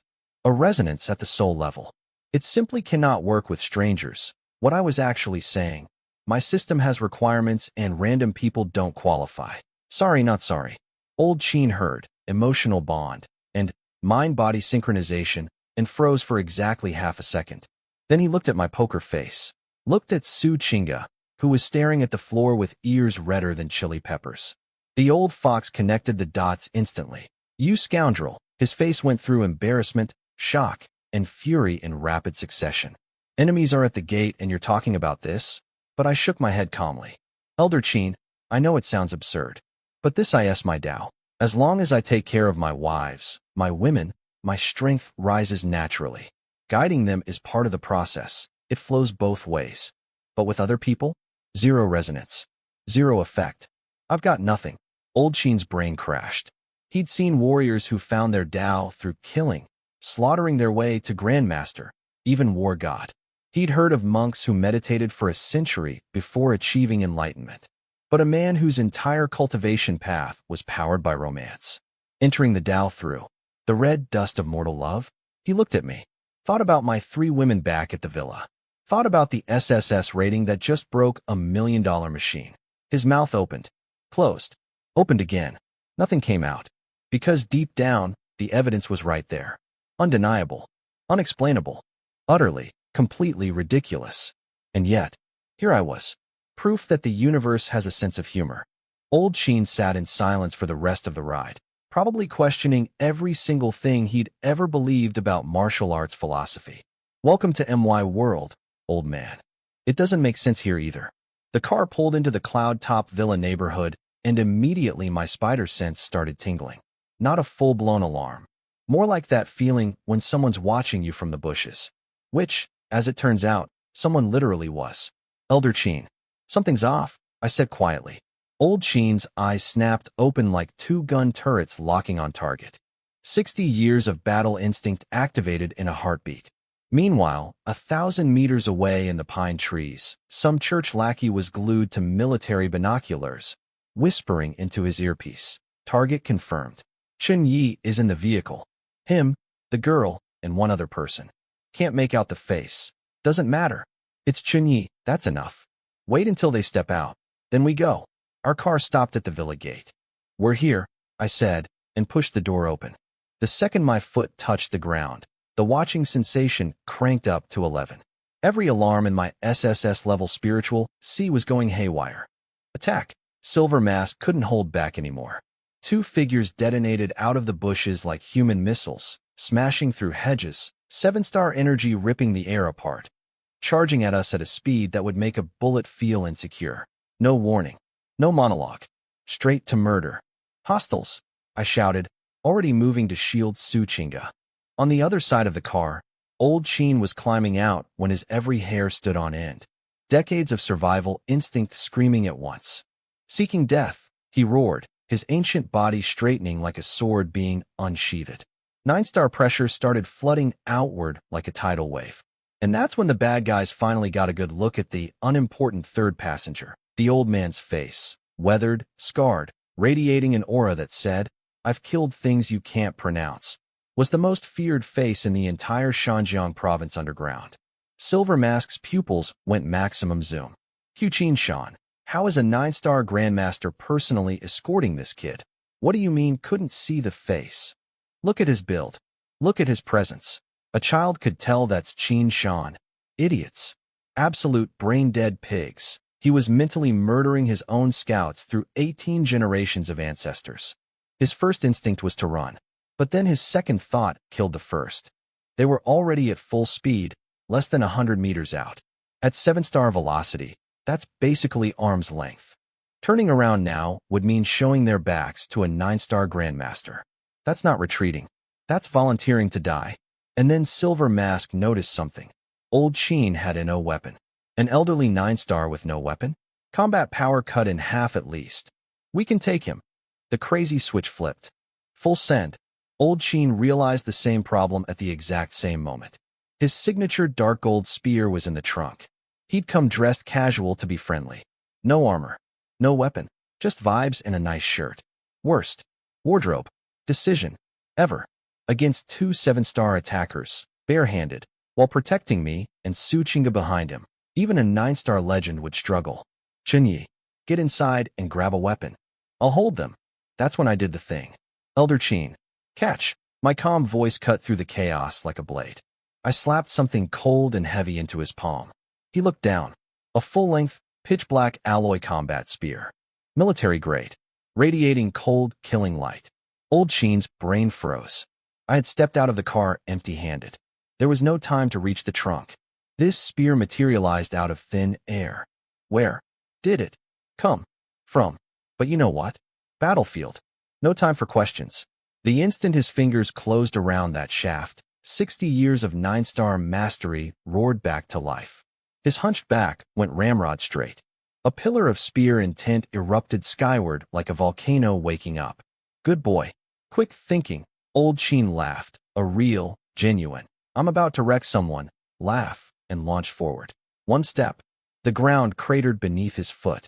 His spear became a sea dragon made of pure fury, shrieking through the air toward the two attackers. Silver Mask and Blood Owl watched a weaponless old man suddenly produce a spear from nowhere and transform into a death machine in under 1 second. What the F? Is that a magic trick? Their beautiful ambush plan had just gone from easy grab to fighting a fully armed 9-star legend in the span of a heartbeat. Silver Mask, committed to the bit, screamed at Blood Owl, Mage. You hold off Chin Shan. I'll grab Chun Yi. For the church. Hold the line. I'm counting on you. Translation. Please fight the 9-star monster while I go chase the easy target. Real team player, this guy. Silver Mask made the most heroic announcement of the century. Chin Shan is too tough. Someone has to hold him. I'll grab Chun Yi. Once we have him as hostage, Chin Shan won't dare move. Sounds noble, right? Except for what he did next. This man shoved Blood Owl directly into Old Chin's path, used the recoil to change direction midair, and flew straight at me instead. Blood Owl's face was priceless. His glowing red eyes went wide as dinner plates. Your uncle, you want me to fight the 9-star? This is a suicide mission, but physics doesn't care about feelings. The push had already sent him tumbling toward Old Chin like a cannonball with regrets. He had no choice but to raise his bone knife, scream in despair, and charge at the most dangerous man in the entire province. Meanwhile, Silver Mask appeared in front of me like a ghost, eyes glittering with greed behind that stupid mask. Kit, lie down. His bone blade came screaming at my chest, wrapped in black energy that smelled like death's armpit. He was so confident. In his mind, I was just a baby 6-star who'd given away his only weapon to Old Chin. An unarmed kid against a veteran 7-star? Easy prey. Lamb to the slaughter. Got him. He was already celebrating internally. Then he saw my face. I wasn't scared. I wasn't dodging. I was smiling. The kind of smile that makes predators reconsider their life choices. My empty hand reached into the air, fingers spread wide, then clenched. Swing. A pitch-black, dark gold alloy combat spear materialized in my grip like I'd pulled it through a hole in reality. No warning. No explanation. Just POF. Weapon. What the F? Silver Mask nearly choked on his own heartbeat. Another one? I just gave one to Old Chin, and now there's a second? What am I, a vending machine? But he was already committed. No turning back. So he screamed through the confusion. Tricks and illusions. Die. He poured every drop of energy into his bone blade. Bad move. I unleashed 15.1% of my SSS-rated spiritual power. The entire space within 100 meters locked down under my mental control like I'd pressed pause on reality. In my perception, this, veteran 7-star, moved in slow motion. I could see every chi channel firing, every stress point on his blade, every muscle twitch before it happened. He was reading like an open book written in large print. Tiger Leopard Thunder Roar activated. Chi flooded through my arms into the spear. Spiritual power from the perfected dragon slumber technique stacked on top of that. In that instant, my strength felt like it had been multiplied by 10. Was that an illusion? Only one way to find out. Stab it and see. Azure Dragon. Pierce the eye. My spear shook once. The tip drew a dark gold spiral in the air. Clang crack. His bone blade, that ominous, blood-soaked weapon he was so proud of, shattered like a twig, exploded into fragments. Gone. Reduced to confetti. Silver Mask's eyes went pinpoint behind his mask. Too fast. Too heavy. Against that spear, his 7-star power felt like throwing a water balloon at a freight train. My spiritual power guided the spear tip with surgical precision, threading past his armor plates, finding the gap, and driving straight through his neck. Squelch. Silver Mask felt a sudden coolness at his throat, then a strange floating sensation. His vision started spinning. Sky. Ground. Sky. Ground. And then he saw a headless body standing where he'd been a moment ago, blood erupting from the neck like a crimson fountain in the morning sun. That body looks familiar. Wait. That's my body. His Silver Masked head hit the grass with a thud. And that was the end of Silver Mask's career in evil management. Inside the car, Su Chinga was white as paper, gripping the leather seat so hard her knuckles had gone transparent. 1 second she was sure she was about to die. The next second, she watched her husband, the same goofball who spends every day teasing her and finding excuses for celebrations, transform into a literal god of war and decapitate a 7-star enemy with one thrust. She stared at my back through the car window, brain completely offline. That's hubby's real strength. He just one shot. Fear hadn't even finished leaving her body before pure AWE crashed in to replace it. A wave of, my man could end civilizations. Energy washed over her, and something primal in her brain went, yes. This is why we put up with the other 2 women. On the other side of the battlefield, old Sheen had been genuinely worried about me for half a second. Then he saw Silver Mask's head go airborne, and his concern evaporated like spit on a hot pan. The old man's battle spirit, dormant under years of aging, erupted like a volcano finding a second wind. Suarat, you're staying too. His dark gold spear hummed with dragon song as he turned his full attention to Blood Owl, who was, at this point, deeply regretting every single decision that led to this moment. Blood Owl saw his boss's head go flying, and his survival instinct went from fight to FLE, faster than I've ever seen a 7-star move. Too bad old Sheen was right there. Stab, stab, stab, stab. Old Sheen's spear became a blender. Every thrust carried the absolute authority of a 9-star grandmaster who was done being polite. Blood Owl's dark red armor got ventilated with holes so fast, it looked like Swiss cheese cosplaying as body armor. The legendary mage of the Beast Gate Church, feared across the underworld, dropped to his knees, clutching his bone knife, head hanging, and died looking like he was praying for a better afterlife where his boss wasn't a backstabbing coward. 2 7-star killers. Less than 1 minute. Both dead. Old Sheen leaned on his spear, breathing a little heavy, and stared at me with an expression I can only describe as Grandpa who just watched his grandson dunk on LeBron. You little. That was a 7-star. Even if he was careless, that's still 7-star. And you one-shot him? I flashed my brightest smile. Elder Sheen, I am SSS rated. Gotta live up to the brand. He nodded slowly, doing the math in his head. SSS, spiritual power amplifying a burst attack. Yeah, that's beyond 7-star. Possibly beyond 8-star in a surprise strike. Meaning my actual combat power was approaching his level. You could see him processing that in real time. The old man looked mildly offended. Boom. 2 figures in combat suits came exploding out of the villa like missiles with anxiety. Chun Wei, Lung Yu, and Shun Rufrost had sensed the battle from the underground training room. 6-star peak perception doesn't miss 2 7-stars going all out literally above your head. They'd thrown on gear, grabbed weapons, and prepared for a fight to the death. Then they got outside and found 2 corpses and 0 action remaining. Lung Yu was still holding her spear in attack position. Shun Rufrost's twin blades were gleaming. Both women stood there like soldiers who kicked down a door and found the party already over. This is. Lung Yu stared at the headless body, then at the kneeling dead Blood Owl, and felt the lingering pressure in the air. Pressure way beyond her level. Grandmaster pressure. Her voice was shaking.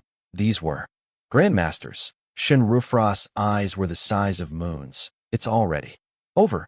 They'd mentally prepared for a last stand. They'd accepted they might die today. And they come out to find me standing in a blood puddle-looking board.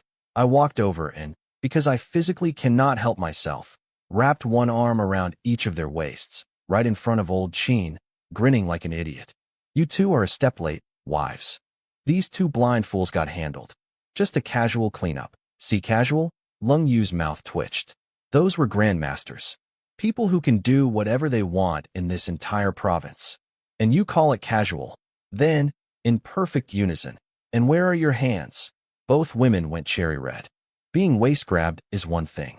Being waist-grabbed and squeezed in front of a 9-star elder who's watching with visible amusement? That's a whole different tier of public humiliation. They shoved my hands away and retreated 2 steps, refusing to make eye contact with old Chin, who was leaning on his spear with the most entertained expression a centuries-old warrior has ever worn. Mortifying. Then the car door opened and Su Chinga came stumbling out, threw herself into my chest, locked her arms around my waist, and started shaking. Hubby, you scared me to death. Her voice cracked. She was genuinely terrified. My heart actually softened for a second there. Behind her, Lung Yu and Shun Rufrost watched this hug happening, and their eyes twitched in synchronized annoyance. Is this little fox marking territory right now? Using her weakness as an excuse to claim him in front of everyone. Old Chin stood there watching me surrounded by 3 women in various states of anger, tears, and jealousy, and his expression went through about 17 emotions. He'd once suspected me, wondered if my insane growth rate meant I was secretly using forbidden techniques or working with evil organizations.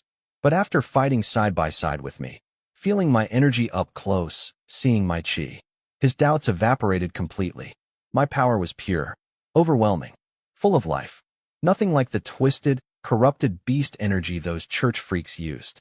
Then his brain circled back to my romance cultivation explanation from the car, and for one terrifying second, I saw a thought flicker across his face. Some idea he immediately killed and shook his head about. Whatever it was, he decided he was too old for that path. Good choice, Elder Chin. Su Chinga finally noticed the 2 death glares and one amused grandpa stare aimed at her, released me like I was on fire, and punched my chest. Why didn't you warn me there were people watching? So embarrassing. I coughed and put on my serious face. All right, we're moving. Today, Old Chin nodded firmly.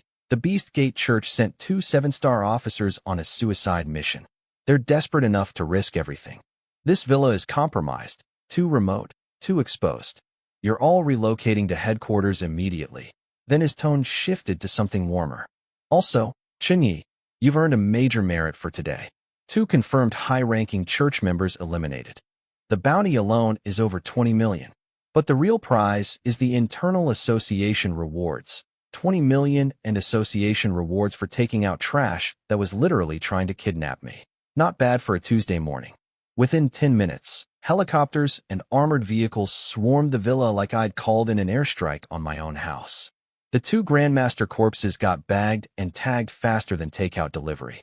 I took one last look at the villa I'd barely broken in and turned to my 3 women. Anything you can't live without? No? Then let's bounce. Su Chinga hugged her box with the 1,000-year lightning struck would like it was a teddy bear. Shook her head obediently. Lung Yu grabbed her spear, stared dramatically into the distance like a movie poster, pretending to be unbothered. Her bright red ears told a very different story. Then Shin Rufrost hesitated. I should probably go back to South River for work. Translation, my shame meter is at 99%, and if I move into headquarters with you in front of everyone, it's going to explode.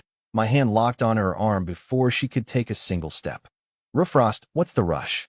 Come check out the new place first. Old Chin gave us a whole floor. Seems wasteful to leave it empty. Chunyi, don't push it. Her face was on fire. I leaned in close to her ear and whispered, word is the rewards for killing those church leaders are huge. Her eyes went wide. Her struggling body went still. Rewards? As in, rewards she could share? Her brain instantly replayed the image of Su Chinga's purple meditation cloud, powered by phantom, sea purple saliva incense. Resources that warriors would kill for. I watched Shin Rufrost's internal battle between dignity and cultivation resources play out in real time. It lasted about 1.5 seconds. Dignity never stood a chance. Well, since you're being so sincere about it, I suppose I can take a look. She let me pull her into the car with all the resistance of a wet noodle. Lung Yu's cold snort could have frozen lava. Pathetic. One mention of resources, and her legs stopped working. Shin Rufrost fired back a graceful eye roll that said, like you're any different, honey. Meanwhile, back on floor 88, the 2 girls who'd barged into the testing room, Zhou Ying and Lin Yu, were having a significantly worse day. Zhou Ying was pacing around the holding room like a caged tiger. This is ridiculous. I'm from the Zhou family. All I did was look. How dare they lock me up like a criminal? Lin Yu, the smarter one, was sitting quietly, brain running at full speed. Did you see that sensor stone? Whatever broke it was beyond anything normal.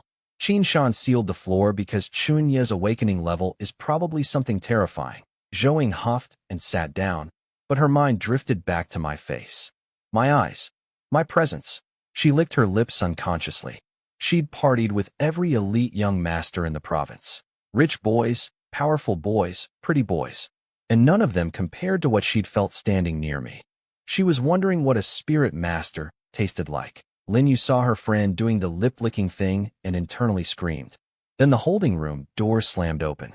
Not the polite specialist from before. For enforcement officers in full gear.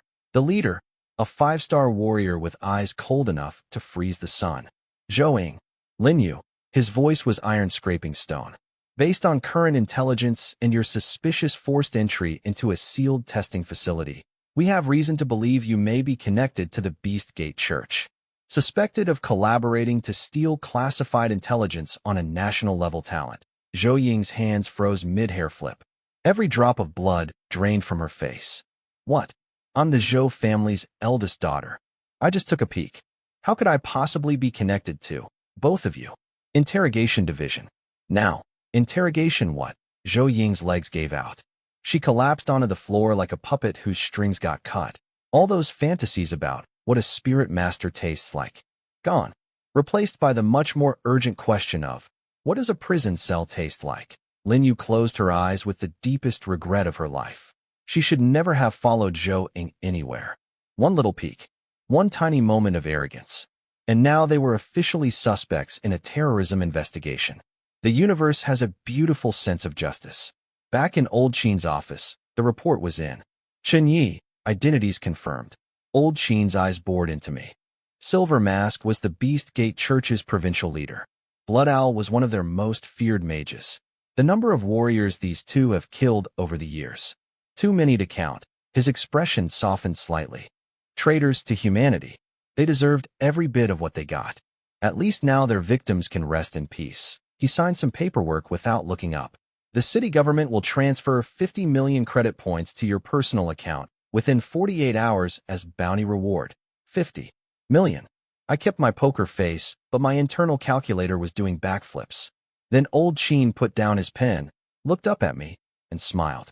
And from the Provincial Martial Association, he said each word like dropping gold coins on a table. For eliminating high-ranking cult leaders and protecting civilian safety, the province has authorized special-grade resources valued at 100 million. 100 million. In resources. I killed 2 guys who were trying to kidnap me, and now I'm getting paid enough to buy a small country. This has been, without question, the most profitable morning of my entire life. I was playing it cool until Old Qin said, special grade resources. Then my eyes lit up like a slot machine hitting 777s. Special grade? Like last time?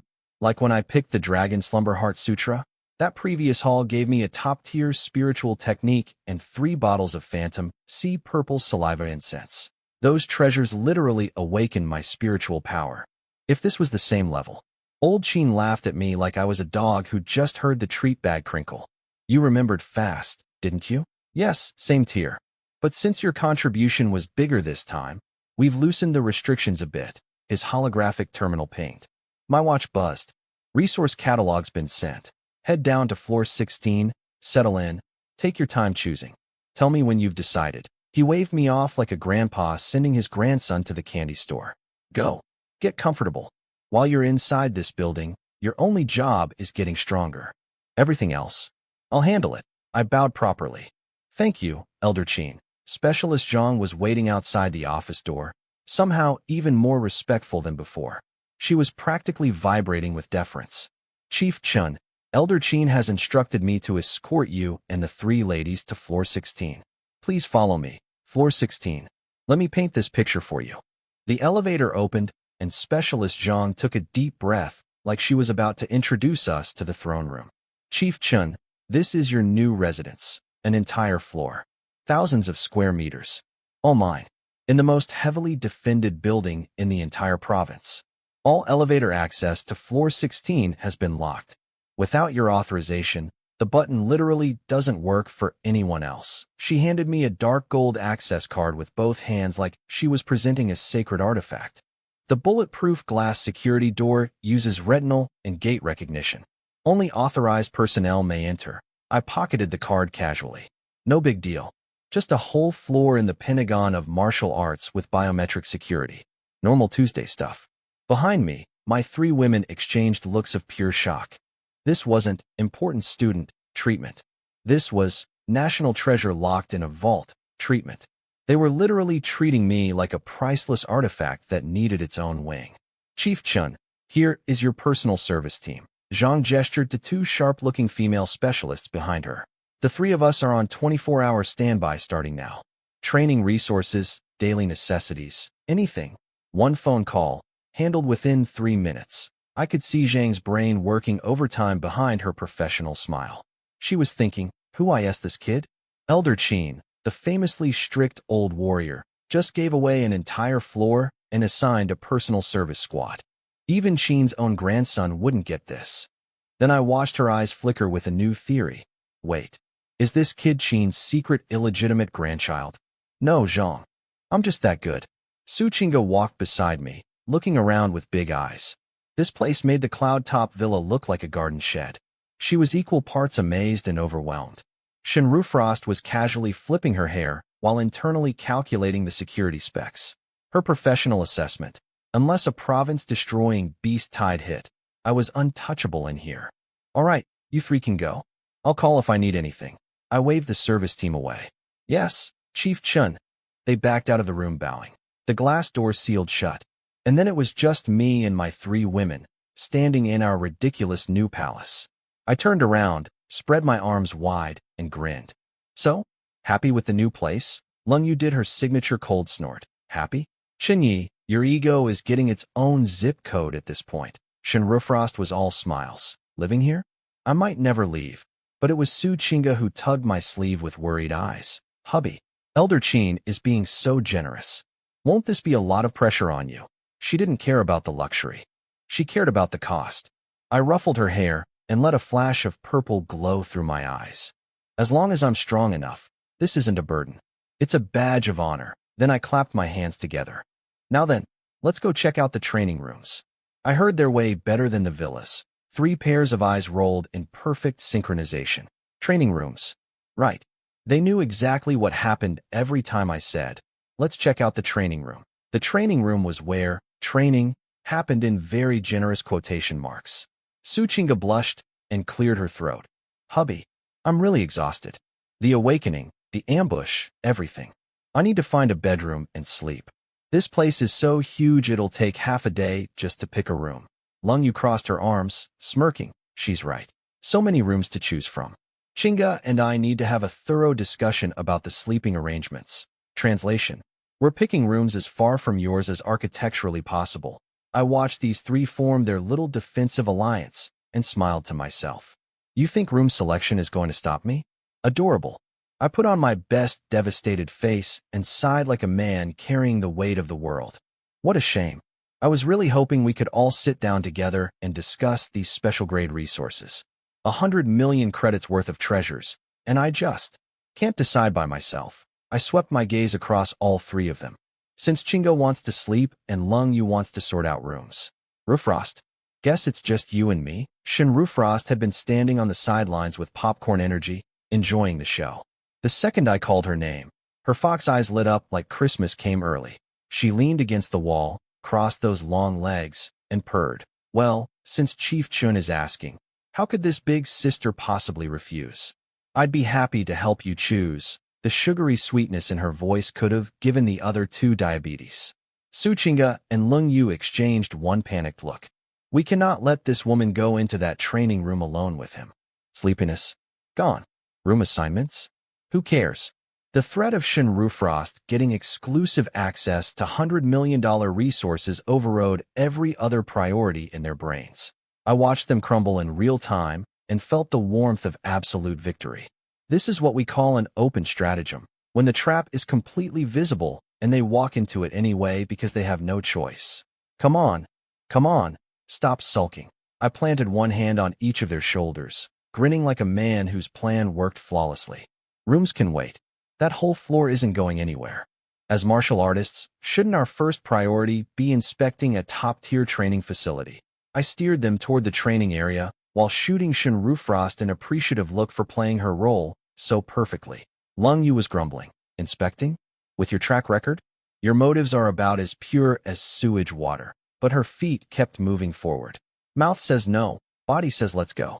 Shen Rufrost couldn't resist one more jab. Oh my, Inspector Lung. Weren't you just talking about dividing up rooms? Changed your mind already? Lung Yu's head whipped around with murder in her eyes. Shen Rufrost, you want me to RIP your mouth off? Nope. Shen Rufrost popped her chest out and winked. Absolutely zero fear. The air between them crackled like two storm fronts colliding. Su Chinga physically shrank between them. Before it escalated to actual combat, I tightened my grip on both of them. Someone tried to pinch me. My 15.1% spiritual barrier turned their fingers into a suggestion rather than an assault. Wives, please. This resource selection affects our entire family's martial destiny. Whoever performs best tonight gets priority input on what we pick. Deal? Every woman in the room heard the double meaning. Triple meaning. Quadruple meaning. Lung Yu's eyes went wide. Chinyi, you wouldn't. I leaned into her ear. This floor has the best soundproofing in the province. Old Qin can't get in. In here? I make the rules. Shen Rufrost was watching with parted lips and sparkling eyes, clearly thinking. This boy has gotten so bold. Pervert, Su Chinga hissed. But her plans to go nap?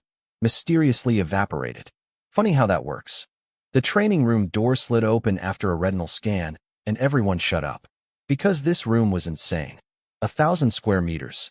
The ceiling was covered in spiritual energy pumps shaped like tiny stars, silently flooding the room with purified qi. The concentration was at least 10 times the outside air. Breathing in here felt like drinking liquid power.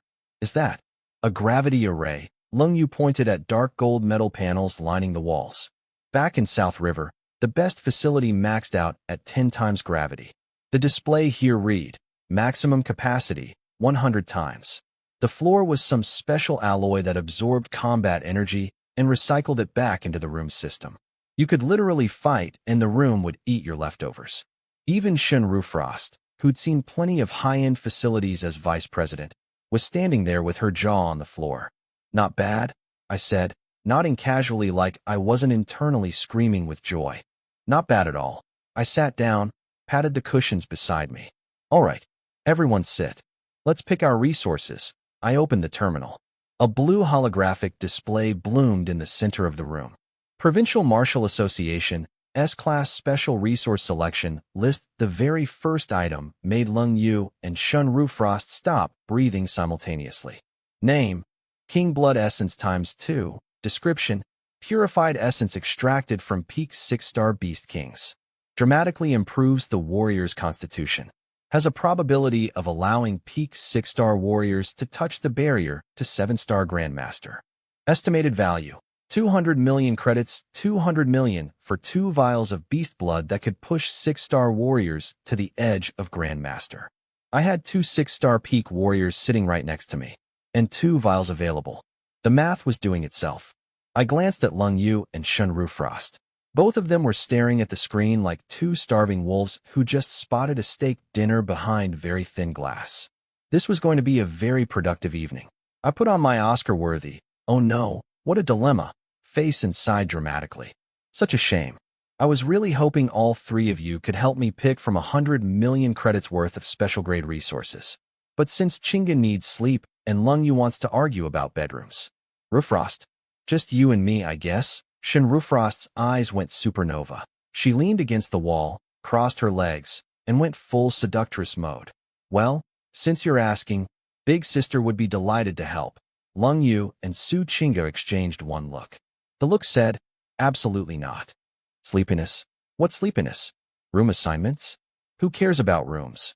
The possibility of Shen Rufrost getting exclusive influence over $100 million treasures nuked every other priority.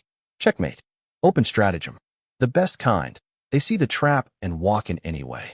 I pushed both women toward the training area with the biggest grin on my face. Come on, rooms can wait. As martial artists, shouldn't we inspect the facilities first? Lung Yu was grumbling the whole way. Inspect? Your version of inspecting involves. Shen Rufrost couldn't resist. Oh my, Inspector Lung, weren't you just leaving? Changed your mind, Shen Rufrost. I will RIP your. No, you won't. I tightened my hold on both of them. Someone pinched me. My spiritual barrier turned it into a suggestion, and I delivered my masterpiece line. Whoever performs best tonight gets priority say in what we pick. Every woman understood the subtext. And the sub-subtext. And the sub-sub-subtext. Pervert, said Su Chinga, whose plans to nap had mysteriously vanished. Then the training room door opened, and all drama stopped. Because this room was on another planet. 1,000 square meters. Ceiling covered in spiritual chi pumps shaped like stars, flooding the room with air so pure it felt like breathing liquid power. 10 times the concentration of anywhere outside. Gravity array panels on the walls going up to 100 times normal gravity. Energy recycling metal floors that absorbed your attacks and fed them back into the room. Even Shen Rufrost, who'd seen top facilities as vice president, was standing there with her jaw on the floor.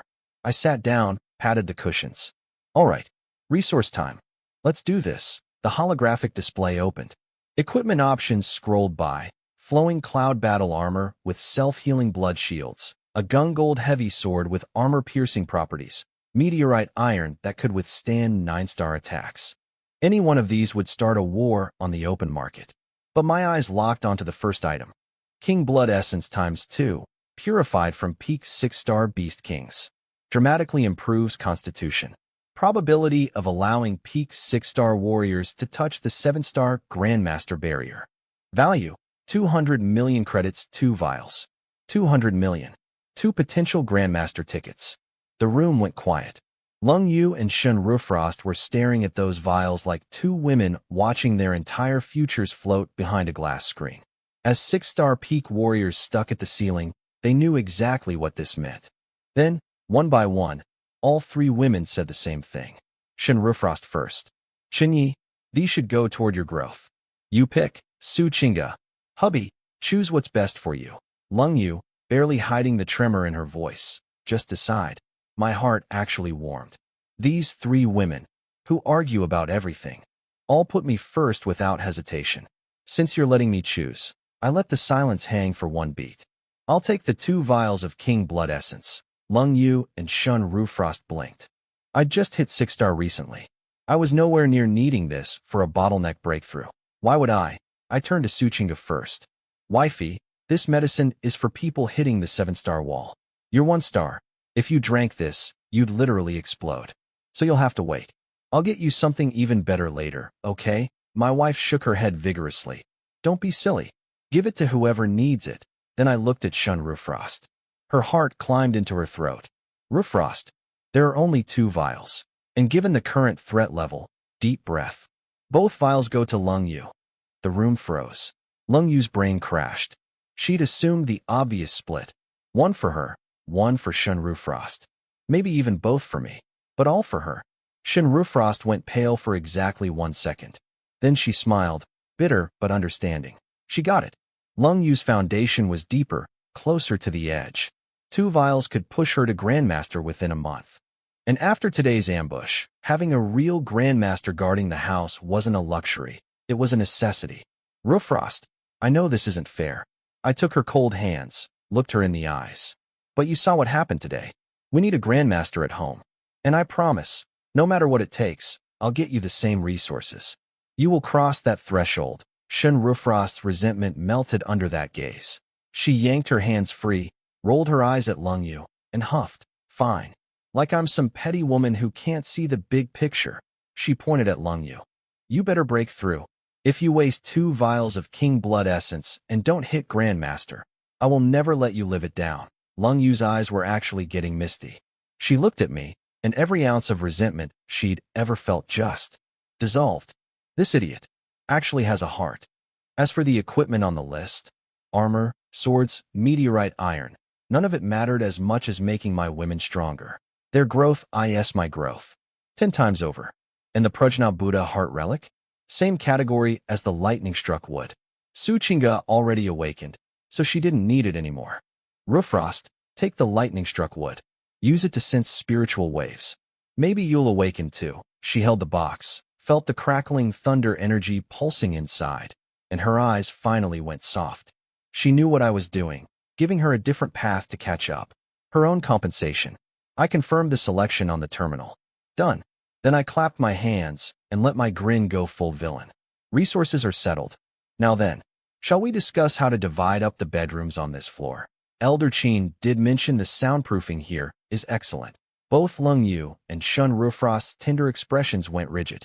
Pervert, in perfect unison. The three women huddled together in assigned rooms without my input. Maximum distance from my bedroom, I'm sure. I walked into my own room. Gorgeous decor, massive window overlooking the Linjiang skyline, and a bed so enormous it had its own area code. And I passed out instantly. 3 days of non-stop tutoring. A full-power SSS spiritual explosion that cracked military equipment. A one-shot kill on a 7-star assassin. My body was fine, but my spirit was running on fumes. I hit that pillow and consciousness left the building. Until, somewhere in the hazy darkness of deep sleep, I felt something warm, soft, and very much human-shaped quietly slip under my blanket. Someone had infiltrated the fortress, and she smelled really nice. I was deep in dreamland when a familiar scent hit me, cold and delicate, like winter flowers wrapped in silk. My eyes snapped open. Lung Yu was in my bed. This woman, the Ice Queen herself, had ditched her combat gear for a silky ice blue nightgown. Her blue hair spread across my pillow like a waterfall, and those normally freezing eyes were doing something I'd never seen before. They were being shy. She didn't say a word. She just curled into me like a cat seeking warmth and pressed her face against my chest. My brain needed a full 3 seconds to process this. Lung Yu. Miss, I don't need anyone. Miss, I'm too cool for emotions. The woman who would rather eat glass than show vulnerability in front of Su Qingge or Shun Rufrost. This woman snuck into my room. At night. On her own. Chunyi. Thank you. Her voice was muffled against my chest. Quiet. Sincere. Almost fragile. And I understood. This wasn't just about the king blood essence. Though 2 vials worth over 200 million is nothing to sneeze at. This was about what it meant.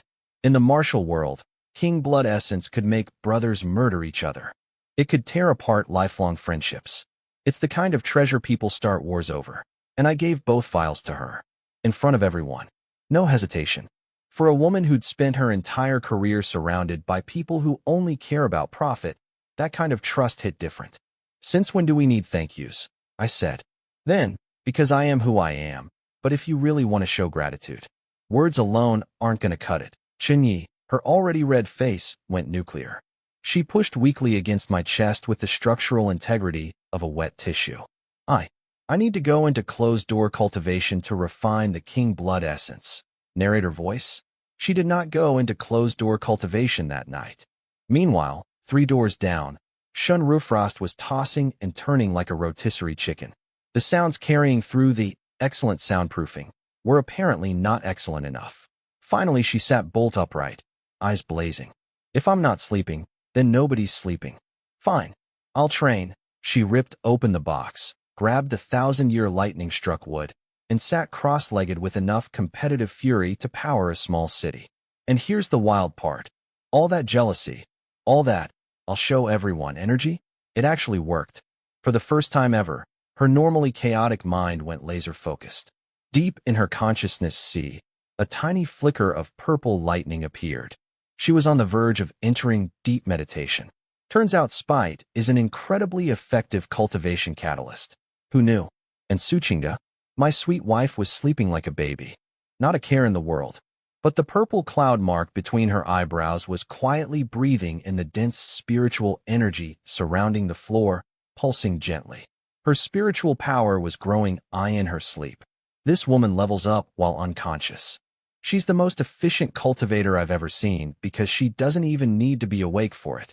When dawn broke, I stepped out of my room, breathing in the chi-rich air.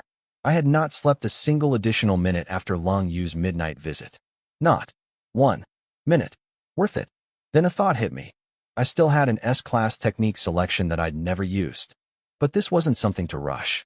Picking the wrong technique could waste months of effort. I needed expert advice. Time to bother old Chin again. I straightened my collar and took the private elevator straight to the top floor. Somewhere behind me, 3 women were growing stronger in 3 completely different ways. One through beast blood refinement, one through pure jealousy-fueled meditation, and one through sleeping. And all 3 of them were feeding power back to me at 10 times the rate. I love my life.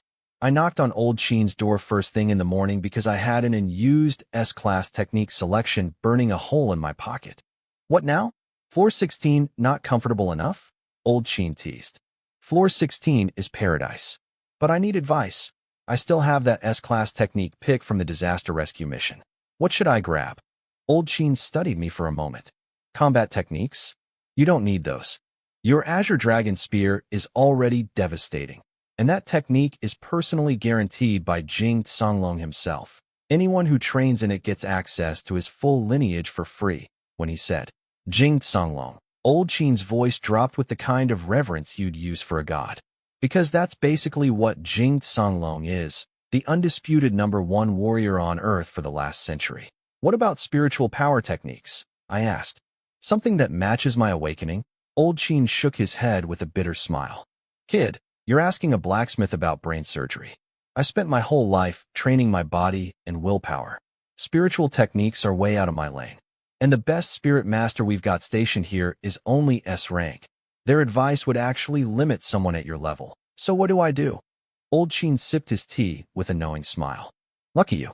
The patrol envoy being sent from national headquarters. Her name is Sun Wanyu. She's a genuine 9-star Grandmaster and an SSS-level Spirit Master. My brain did a double take. 9-star Grandmaster. SSS Spiritual Power. Coming here. To evaluate me. That's literally the most qualified teacher on the planet for someone in my situation. When does she arrive? About a week. Then old Chin's face went dead serious. Listen carefully. Sun Wanyu is not someone you can charm or joke around with. She's temperamental. She values character above everything. And she can see through nonsense like it's made of glass. When she gets here, dial back the clown act. One piece of genuine advice from her is worth 10 years of solo training. So basically, an ultra-powerful woman is coming to judge me, and I need to pretend I'm a serious, respectable martial artist. This is going to be the hardest thing I've ever done. When I got back to floor 16, the place was dead quiet. I walked into the training room and stopped in my tracks. All 3 women were in their training. Without me telling them to. Without me dragging them. Without any of my usual motivational techniques. The spiritual chi was so dense it had turned into visible white mist. Su Chinga had faint purple energy swirling around her. Spiritual power cultivation in progress. Shen Rufrost was clutching the lightning-struck wood with her brow furrowed, putting out weak but real spiritual waves. And Long Yu was sitting there with chi flowing through her like liquid mercury, polishing her foundation for the breakthrough ahead. On the table in the center, 2 crystal vials of king blood essence. The liquid inside glowed red and pulsed like it was alive, like liquid magma mixed with a heartbeat. That was fast, I said. Su Chinga opened her eyes, purple light flickering in her pupils. Hubby, this is headquarters. Everything we need is in the armory downstairs. Elder Chin gives an order and it arrives in 10 minutes. Shen Rufrost eyed the vials and let out a quiet huff. She was trying to be mature about not getting any king blood essence. She was doing about a C- job at it. The jealousy was leaking out of every pore.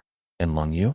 When she saw me, her ice blue eyes filled with longing and a tiny ember of shyness that only I could read. Last night's warm-up clearly left an impression. I walked over, stroked Long Yu's hair, and nodded firmly. All right, no more waiting. Drink it now while your condition is peak. I'll guard you all night. She gave me one embarrassed glare, then grabbed the crystal vial, tilted her head back, and chugged. Boom. Savage energy detonated inside her body. She immediately dropped into lotus position and started cycling her technique at maximum intensity. No hesitation. Pure warrior discipline. Shen Rufrost watched this with eyes so full of envy they could have caught fire. Her pouty expression was screaming. That should be me. That could have been me. She was trying to hide it. She was failing spectacularly. I couldn't help but smile. This woman couldn't hide her feelings if her life depended on it. In 3 quick steps, I was beside her. Before she could react, my arm wrapped around her waist and pulled her flush against me. Rufrost wifey. My voice dropped low, right against her ear, while little moons enclosed cultivation. Let hubby take you to the bedroom for some private tutoring. The full force of my chi hit her like a warm tidal wave. Her legs went jelly. Her brain went static. You animal. Her face was burning. Her eyes were doing that half-angry, half-melting thing, and she pushed against my chest with roughly the force of a butterfly landing on a rock. I need to train. Let me go. Over by the wall, Suchinga watched this scene, rolled her eyes with the energy of a woman who's seen this movie 40 times, and calmly sat down with a bottle of premium nutrient solution. She waved us off dismissively. Go. Do whatever.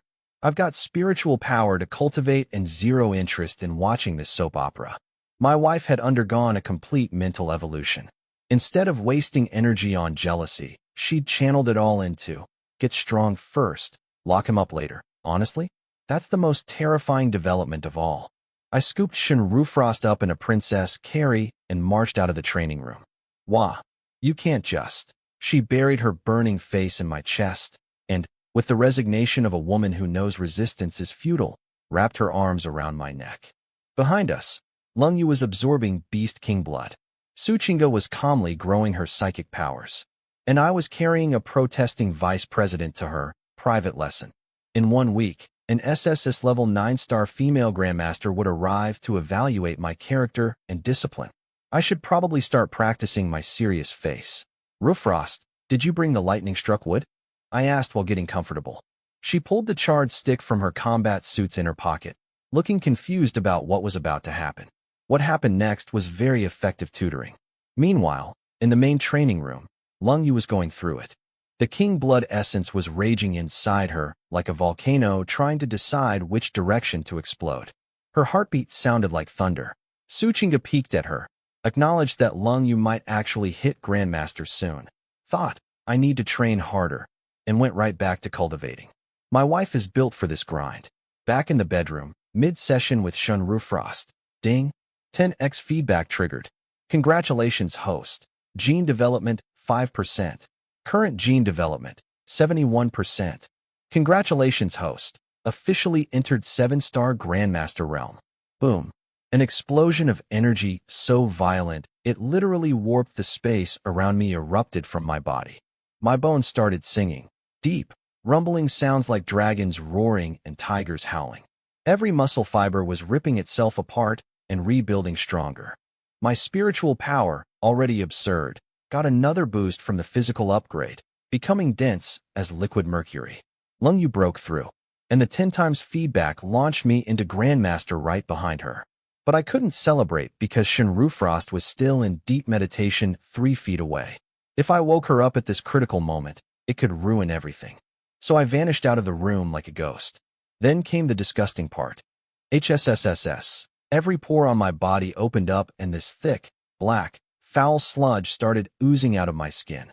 This is the classic cleansing of marrow and tendons, the body purging all its accumulated impurities during the Grandmaster transformation. Oh God, that's nasty. My body felt lighter than air. I felt like I could punch a mountain in half. But the smell could have been classified as a biological weapon. I sprinted to the bathroom and blasted myself with cold water like my life depended on it. Standing under the shower, I felt the power inside me, an ocean so deep and vast I couldn't find the bottom. 7-star Grandmaster. Me. In less than 5 months. And all because Lungyu did the hard work and I collected the royalties. This system is the greatest invention in the history of anything. Fresh combat suit on, I checked the bedroom. Shinrufrost was still deep in meditation, undisturbed. Good. Then I headed to the training room to check on Lungyu with a big smile on my face. I pushed open the alloy door, and whoosh. A long, beautiful, extremely violent leg came screaming at my chest like a guided missile. Lungyu was standing there, freshly showered, blue hair still dripping wet, face absolutely glowing with the expression of a woman who just broke free from chains.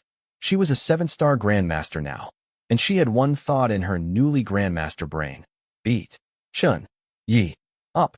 Every grievance. Every tutoring session. Every time I dragged her somewhere against her will. Every smirk, every squeeze, every shameless comment. She'd been saving it all, waiting for this moment. Now I'm the Grandmaster. Let's see you push me around now, you scoundrel. The kick was powerful. She held back a little, not wanting to actually kill me. But she was absolutely certain that a 7-star Grandmaster versus a 6-star warrior was a guaranteed smackdown. I raised my left arm casually. Just a lazy horizontal block. Tum. Two massive forces collided. I didn't move. Not an INCH. Lung Yu's face went from triumphant to horrified in real time. The impact traveled through her entire body. Her bones buzzed. Her carefully gathered Grandmaster chi scattered like someone kicked over a bucket of marbles. She went flying backwards, stumbled several steps, and barely caught herself before eating the floor.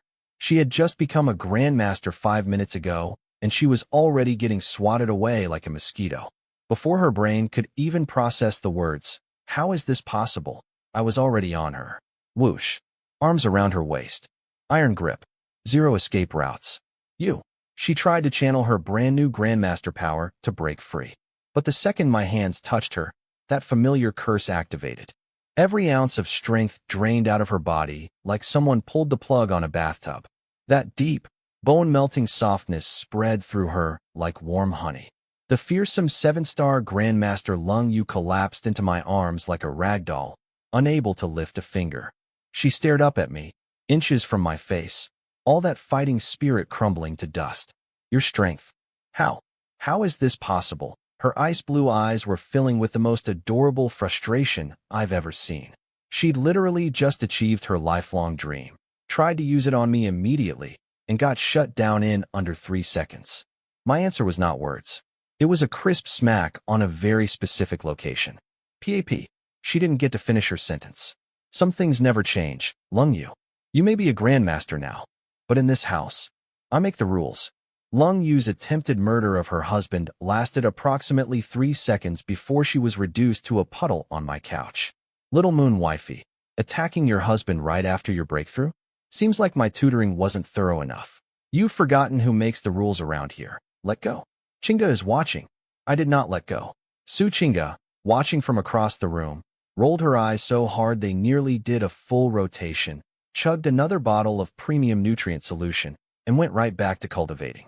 This woman has achieved enlightenment. Not spiritual enlightenment, emotional enlightenment. She has transcended jealousy and entered the realm of pure, not my problem. I carried Lung Yu to the living room couch, and she tried one last time to resist. But when my SSS-level spiritual power washed over her, even her brand new Grandmaster soul flinched. There's a hierarchy in this house, and breaking through didn't change it. Chunyi, did you also break through? She whispered, voice cracking. I smiled casually. Well, yeah, thanks to you. Your breakthrough gave me a little boost. Casually hopped to 7-star 2. No big deal. Casually. Hopped to 7-star. And oh big deal, her eyes went dark. All those months of blood, sweat, tears, and king blood essence she went through, and this man just piggybacked his way to the same level like it was a free sample at Costco. Grandmaster level tutoring begins now. Not on the couch, you animal. You don't get a vote. 7-star Grandmaster Lung Yu was indeed extraordinary. A qualitative leap from before. Very productive session. I was buttoning my shirt, feeling like $1,000,000, when I opened Lung Yu's bedroom door and walked straight into Shun Rufrost. She looked like a woman who had been personally wronged by the universe. Hair messy, eyes on fire, teeth clenched hard enough to crack walnuts. She'd woken up from deep meditation, where she'd actually sensed lightning energy for the first time, a genuine breakthrough moment, only to have her spiritual peace shattered by the rhythmic sounds coming through the wall. Chunyi, you bastard, and she had a list of grievances. Oh, she had been marinating in resentment.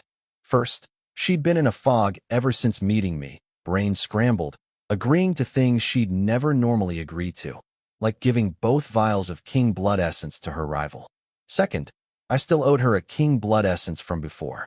I'd promised double repayment. And what did I do? Gave everything to Lung Yu.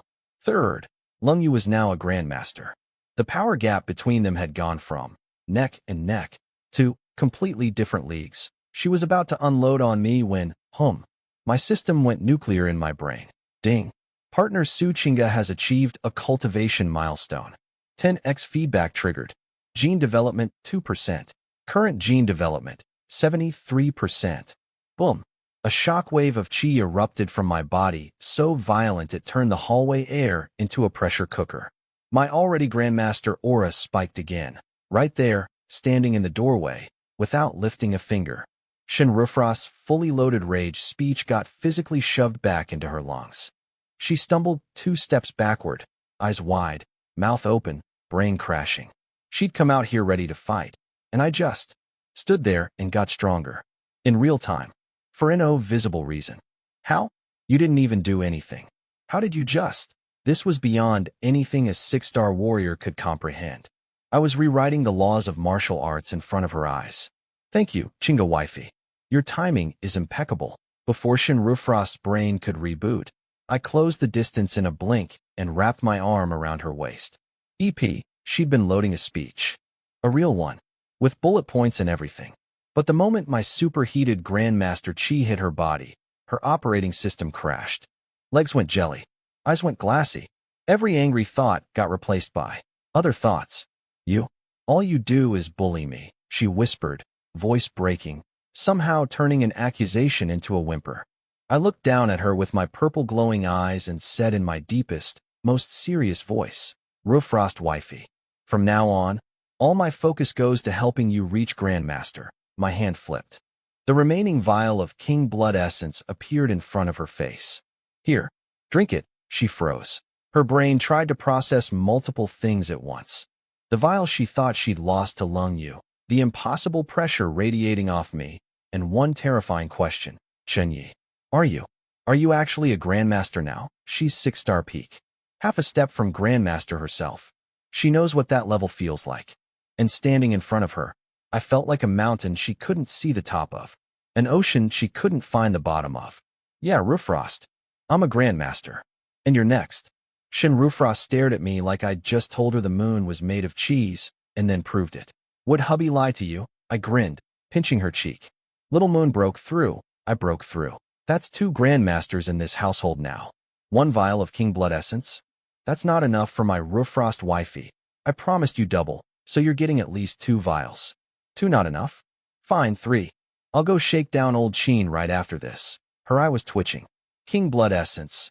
Each bottle worth over 100 million. So rare most people never even see one in their lifetime. And I was talking about them like they were bottles of water at a convenience store. But the thing that really broke her brain? I was 20 years old. 20. And I'd crossed the Grandmaster threshold before her. The barrier that stops 99% of all martial geniuses forever. I just walked through it like a revolving door. The last drop of resentment in her heart dissolved. She snatched the vial, glared at me with eyes that were trying to be angry but were basically just heart-shaped at this point, and melted against my chest. I scooped her up. Let's go? Hubby's taking you to 7-star right now. Back in the training room. Su Chinga had just finished another cultivation session and tested herself. Gene development, 20%. She'd jumped from basically nothing to 20% in what felt like the blink of an eye. Every cultivation cycle, she'd chug a nutrient solution, and her body would absorb energy like a vacuum. The spiritual power awakening had turned her into a cultivation machine. My wife was sitting there with the happiest smile on her face, doing the math. At this rate, I'll catch up to hubby in no time. And then I'll pass Lung Yu and Shun Rufrost. And then, I could practically see the lock hubby in the house. Fantasy playing behind her eyes again. Terrifying. Beautiful. Terrifying. Now, while my household was having its best day ever, the bad guys were having a very productive meeting of their own. Over in North River City, at Grandmaster Yao's private estate, 2 uninvited guests showed up wearing black cloaks and smelling like corrupted blood. Yao Guangyuan, the old fox himself, immediately flared his 7-star pressure. He knew that smell. Beast Gate Church. Grandmaster Yao, please relax. They knelt before him. Codenames, Gold Lion and Shadow, both 7-star peak warriors. Both radiating energy that was clearly artificial, force-grown like steroids for the soul, but real combat power nonetheless. We bring news. 2 hours ago, the provincial leader and Mage Blood Owl were both killed while ambushing the elite camp's chief, Chinyi. Yao's eye twitched. He kept his poker face, but inside, earthquake. I killed a provincial church leader and a 7-star mage? He played dumb. What nonsense. Begone, cultists. Grandmaster Yao. You know what we're talking about. Then both of them unleashed their full 7-star peak pressure simultaneously. Boom. 2 mountains of force slammed into Yao. He got shoved backward 3 steps and crashed into his throne chair. His face went white. 2 7-star peaks. At the same time, in his own living room. Message received. Stop pretending. The situation has changed, Shadow said coldly. You are the deepest embedded, highest-ranking church collaborator in Shanjiang province. Effective immediately. You are the new provincial leader. We are your left and right hands. Then Gold Lion pulled out a vial of golden liquid that made the air itself tremble. Even looking at it made Yao's soul shiver with desire. A gift from headquarters. Emperor Blood Source Liquid. Drink it, and your 10-year bottleneck at 7-star shatters instantly. 8-star, within days. Yao stared at it. He knew exactly what this was. A golden ticket wrapped in chains. The key to power and the lock on his coffin. Once he drank it, he was church property. No going back. Ever. But if he refused, 2 7-star peaks were staring him down. Qin Shan was already suspicious of him, and a monster named Chun Yi was growing stronger by the hour. His face cycled through green, purple, and finally settled on cold, vicious resolve. Fine. I'll take it. If they were forcing him up the mountain, he'd burn the whole mountain down. Gold Lion and Shadow smirked behind their masks, then snapped to attention. Sir, you are now our commanding officer. Per headquarters orders, Chun Yi must be eliminated. We have prepared 3 sacrificial offerings. Enough to trigger a beast tide. 3 offerings will lure beast emperors to attack the city directly, while the provincial association scrambles to respond. We use the chaos to kill Qin Shan and capture Qin Yi. And if we can't capture him, we capture his life instead. So let me get this straight. While I was upstairs giving Shun Rufrost the Grandmaster Experience package, the villain team just recruited a new boss, handed him steroids, and planned an apocalyptic beast invasion specifically designed to kill my protector and kidnap me. Cool. Everything's fine. I should probably train harder. Right after this tutoring session. Now, I wasn't there for this part. But thanks to later intelligence reports, I can tell you exactly what was happening at Grandmaster Yao's estate, while I was busy being the world's most productive husband. The old fox sat in his study, staring at Gold Lion and Shadow like a man who just realized the poker table he'd been sitting at was actually a bear trap. So, what's the plan? He asked, voice cold, eyes calculating. Shadow's rusty metal voice got excited. Never a good sign when cultists get excited. Step 1. You drink the Emperor Blood Source liquid and break through to 8-star immediately. Step 2. We take 2 6-star peak sacrificial offerings into Linjiang City. To the Beast Emperor. Lurking nearby, these sacrifices will be irresistible bait, the perfect catalyst for its final evolution. Step 3. The Beast Emperor launches a catastrophic beast tied directly at the provincial capital. The Martial Association headquarters becomes ground zero for an all-out war. Gold Lion stepped forward, voice like rolling thunder. And you, Grandmaster Yao, are still officially a top-tier provincial warrior. During the chaos, you walk into headquarters under the banner of reinforcements. Nobody questions you. The building will be empty, defenses scattered. That's when you strike, kill Qin Shan, take Qin Yi. After that, the Yao family isn't just the king of North River. You're one of the rulers of the new era. Yao's heart was pounding, but his fox brain was still working. You think it's that easy? The moment Linjiang gets hit, every 7 and 8-star grandmaster in the region rushes in. A few beast emperors and our little squad won't be enough? Shadow cackled, the kind of laugh that makes babies cry in the next province over. Grandmaster Yao, you don't know the half of it. Within the next 2 or 3 days, something will happen at Snow Mountain that will shake the entire nation. Our Heaven Gate Church, together with the Apocalypse Church and the God Sovereign Church, 3 major cults, working together, have planned something unprecedented. Every grandmaster in the country will be emergency deployed to Snow Mountain. Old Qin's only job will be to guard the provincial capital. If he leaves, easy win. If he stays, can an elderly 9-star beat a fresh 8-star? I don't think so. 3 evil churches. A coordinated national-scale attack, designed to pull away every defender in the country. These people weren't planning a robbery. They were planning the apocalypse. What exactly happens at Snow Mountain? Yao pressed. Both shook their heads. Above our clearance level. But you'll hear about it before we do, when the whole world hears about it. Gold Lion held out the golden vial one more time. That liquid was glowing like trapped sunlight, and just looking at it made Yao's soul itch with hunger. Drink it. Become 8-star. Become a traitor to all humanity. Forever. Don't drink it. 2 7-star peak warriors rip him apart in his own living room. Right now? Some choice. Yao's eyes went cold. He'd spent his whole life trading morality for power.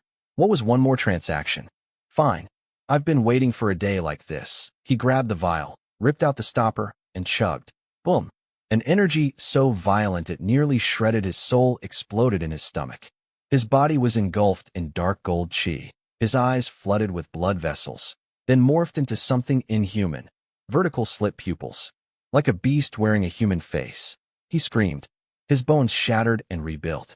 His purple battle chi, decades of honest cultivation, got corrupted in real time, turning dark gold. Tainted. Monstrous. Crack. The 8-star barrier, the wall that had mocked him for 10 years, shattered like cheap pottery under the raw force. 8-star Grandmaster. Just like that. Yao lowered his head and stared at his hands. The power flowing through them wasn't human chi anymore. It was destruction. Pure, intoxicating, terrifying destruction. 3 times stronger than everything he'd built in his entire life. And with that power came something else, rising from the darkest pit of his gut, like a serpent uncoiling. Killing intent. Overwhelming killing intent. His new slit pupils locked onto Gold Lion and Shadow, still kneeling before him. His fingers trembled. Not from fear. From the sheer desire to murder. One thought screamed through his mind. I could kill them both. Right now? These insects who forced me to drink poison, who made me betray my species, who shoved me onto this path of no return. One strike. Their heads rolling on my beautiful floor. The air in the room turned to concrete. The wooden floorboards groaned under invisible weight. Gold Lion and Shadow went stiff as boards. For one terrible, beautiful moment, Yao Guangyuan stood on the edge of massacre. A freshly born 8-star monster, drunk on new power, staring at 2 7-stars like a wolf, deciding whether to eat the messengers. And I, Xin Yi, was several cities away, completely unaware that the enemy team had just leveled up their final boss. A beast tide was coming. A 3-cult alliance was about to shake the nation. And the old fox who already hated my guts was now an 8-star with beast blood running through his veins and murder in his eyes. My week was about to get very interesting. Back at Yao's estate, and I only learned this later, the old fox stared at his 2 new subordinates for 3 very long seconds. Killing intent rolling off him like heat from a furnace. Then he pulled it back, because he did the math. Kill them? Satisfying. What happens after? He's already got corrupted beast blood pumping through his veins. His chi signature is permanently changed. He can never go back to the human side. Without the church backing him, he'd be a hunted animal for the rest of his very short life.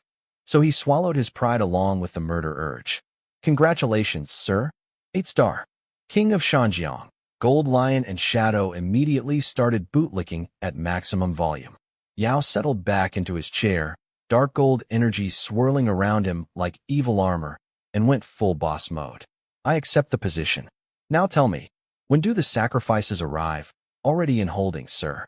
The moment Snow Mountain pops off, we move, and somewhere in Yao's twisted mind, one thought kept echoing. Chen Yi, this is all because of you. All of it. Yeah, buddy. Blame me for your life choices. Real mature. Meanwhile, back in the civilized world, I was monitoring Shun Rufrost's King Blood Essence absorption with my SSS spiritual power, watching her chi channels like a doctor reading an ECG. Her body was absolutely glowing. Pink as premium jade, white steam rising off her skin, the whole room hot enough to melt candles. The medicine was doing its thing, pushing and pushing against that Grandmaster barrier. Then my system chimed. Ding. Partner Shin Rufrost's gene development has achieved a milestone.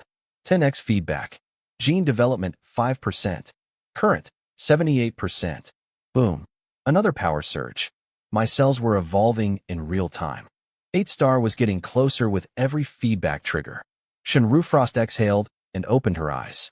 Those gorgeous fox eyes were sad. Still not enough, she sighed. The barrier didn't break. It shook, but it held. After all that build-up, all that expectation, still stuck at the door. I put my hand on her hair, gentle as I could. She made a tiny sound that she'd deny making until the day she died. "What's the rush?" I said. "I told you. I'll get you to 7-star. 1 vial not enough? 2. 2 not enough? 3. We keep going until that wall crumbles." She looked up at me, and I watched every trace of disappointment drain from her face, replaced by something warm and complicated. Gratitude, admiration, and something she probably wasn't ready to name. She licked her lips, which was MY's signal that things were about to escalate. "Rufrost wifey, you stay here and stabilize.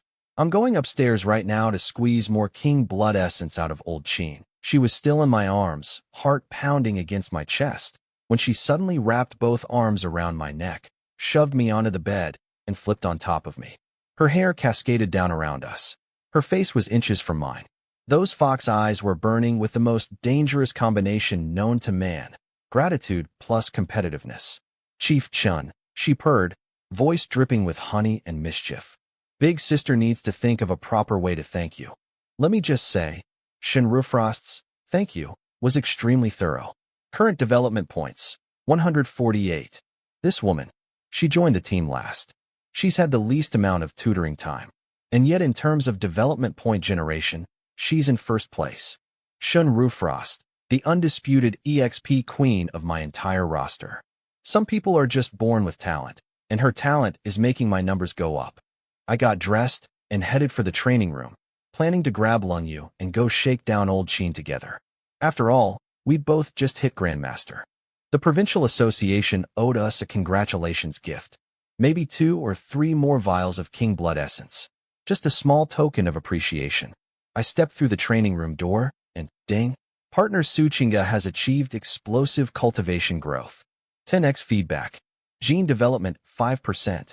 Current gene development, 83%. 83%. I literally stumbled. My wife, my sweet, quiet, 1-star wife who was sleeping her way to power half the time, just casually handed me a 5% boost while I was walking through a doorway. Let's do the math on today. Lungyu's breakthrough. I hit Grandmaster. Shinrufrost's absorption, 5% to 78%. Shinrufrost's thank you, 148 development points banked. Suchinga just existing, 5% to 83%. I started this morning as a fresh 7-star. I'm ending it knocking on 8-star's door. 3 women, 3 different specialties, 1 broken system, and I haven't even gone to beg old Chin for more resources yet.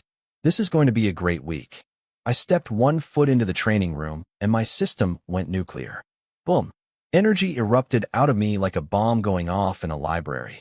The alloy walls on the entire floor started vibrating. Tiger roars and dragon howls echoed through my bones. The air itself bent around me like reality was flinching. Lungyu had been sitting there with her arms crossed, fuming. She'd been counting the minutes I spent in the master bedroom with Shinrufrost. Half a day. She knew exactly what kind of cultivation guidance had been happening. She was about to explode at me when MY explosion hit first. Her entire angry speech got shoved back down her throat by the shockwave. Her ice blue eyes went maximum wide. This aura. Did he just? She'd stabilized her 7-star breakthrough yesterday. Hadn't even had time to feel smug about it. And now I was breaking through again, right in front of her face. Like it was nothing. On the other side of the room, Suchinga was surrounded by a mountain of empty nutrient solution bottles. My beautiful wife had spent the entire day speed-running cultivation with her spiritual power, burning through 2 full crates of premium supplements, pushing her gene development to 25%. She'd been planning this cute little moment where I'd walk in and she'd show me her progress, and I'd praise her and pat her head. Instead, I walked in looking like a descending god, and her bottle slipped right out of her hand and hit the floor. Her mouth was hanging open. Brain, offline. 8-star. I looked at my hands. The power flowing through me was like an endless ocean, an infinite river. I could feel everything. Every molecule of air, every vibration in the walls, every heartbeat in the building. I was standing at the absolute peak of Shanjiang province. possibly the strongest active warrior in the entire region. What's wrong? I strolled over and casually draped my arms around both their shoulders. Stunned by how handsome your husband is, Lung Yu slapped my arm away and stared at me like I was an alien wearing a human costume. Chunyi, tell me the truth. Did you just hit 8-star? Su Chinga held her breath. I smiled my most humble smile. Keep it down. Just had a little insight. Accidentally stepped through. Silence. Lung Yu wanted to commit murder. Accidentally? Do you know that 80% of 7-star grandmasters die without ever touching 8-star? And you just OOPS'd your way in? I ignored her existential crisis and looked at Su Chinga's pile of empty bottles. My expression instantly softened. Chinga wifey, 5% in one day? Your spiritual talent is even scarier than I thought. Her furious little face melted into a blush faster than ice cream on hot pavement. I didn't do anything special. It's just that after awakening, my absorption speed got really fast. That's my wife. Generates massive feedback for me. Apologizes for being too efficient. Protect this woman at all costs. All right, Lung Yu, you're coming with me. 2 brand new grandmasters showing up at Old Chin's door. He has to celebrate with at least a few more bottles of King Blood Essence. We took the elevator to the top floor. Old Chin was working at his desk when he heard our footsteps. The door opened. We walked in. Old Chin looked up and his entire body locked like someone had poured cement into his spine. His cloudy old eyes went enormous. His pen snapped in half. INK everywhere. And he didn't even notice. Because his 9-star senses were telling him 2 impossible things at once. Lung Yu, 7-star grandmaster. Fresh, slightly unstable, but unmistakably real. And me. He was looking at me like he was staring into an abyss.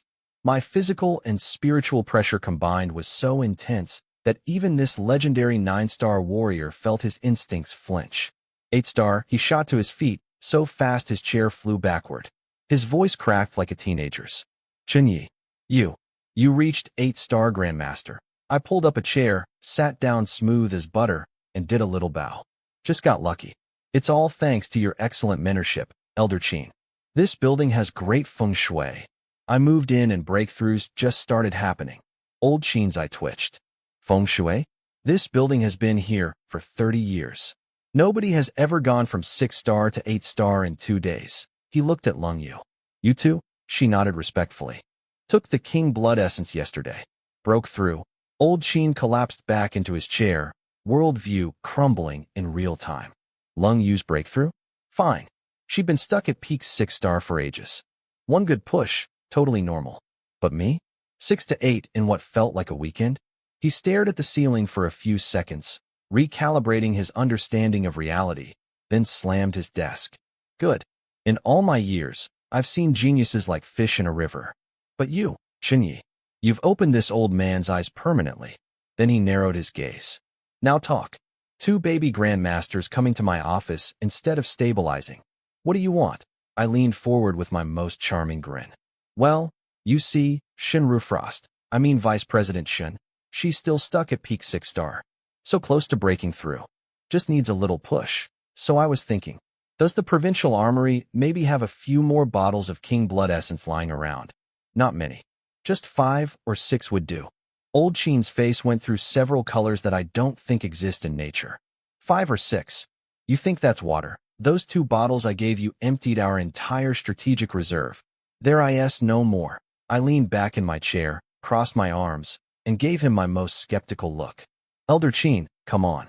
A provincial association this big, and you're telling me there's nothing left? Just shake the couch cushions. Check between the seat cracks. I held up 5 fingers and waved them in his face. Lend me 5. I'm 8-star now, prime time for stabilization and advancement. Give me 1 year, and I'll pay back 10 bottles of identical King Blood Essence. Double interest.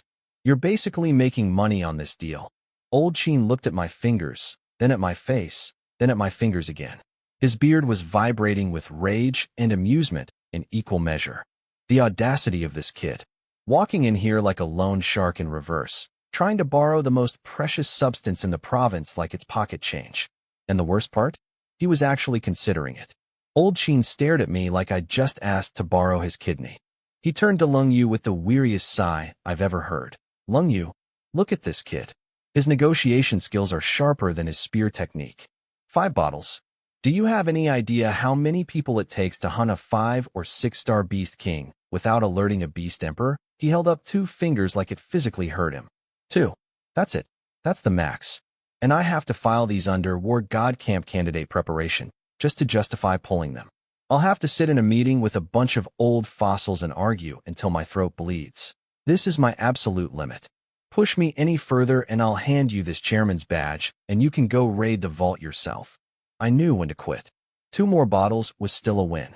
2 is perfect. I instantly switched to my most grateful, boot-licking expression, even cleaning up his broken pen for him.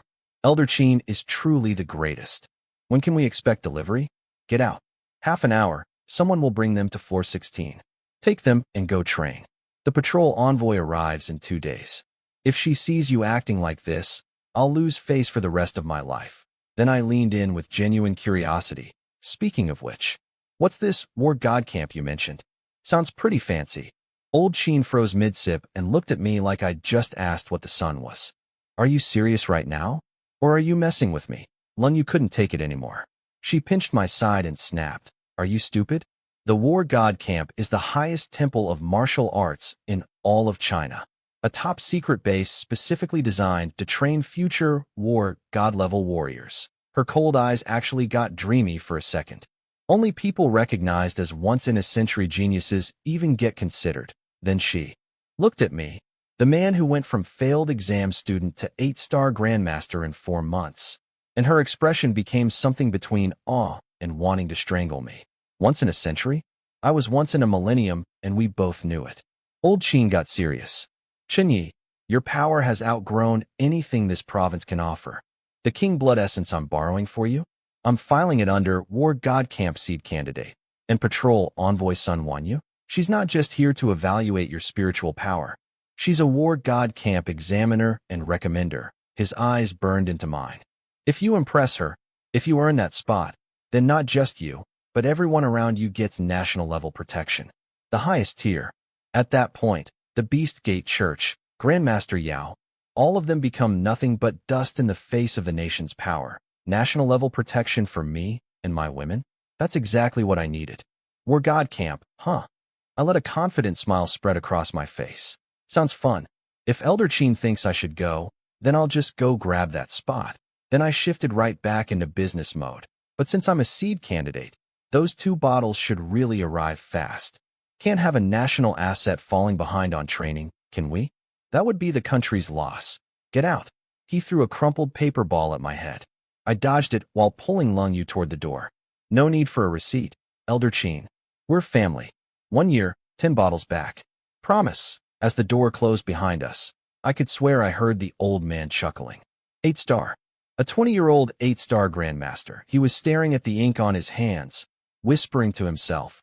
The world really might be about to change. 30 minutes later, floor 16.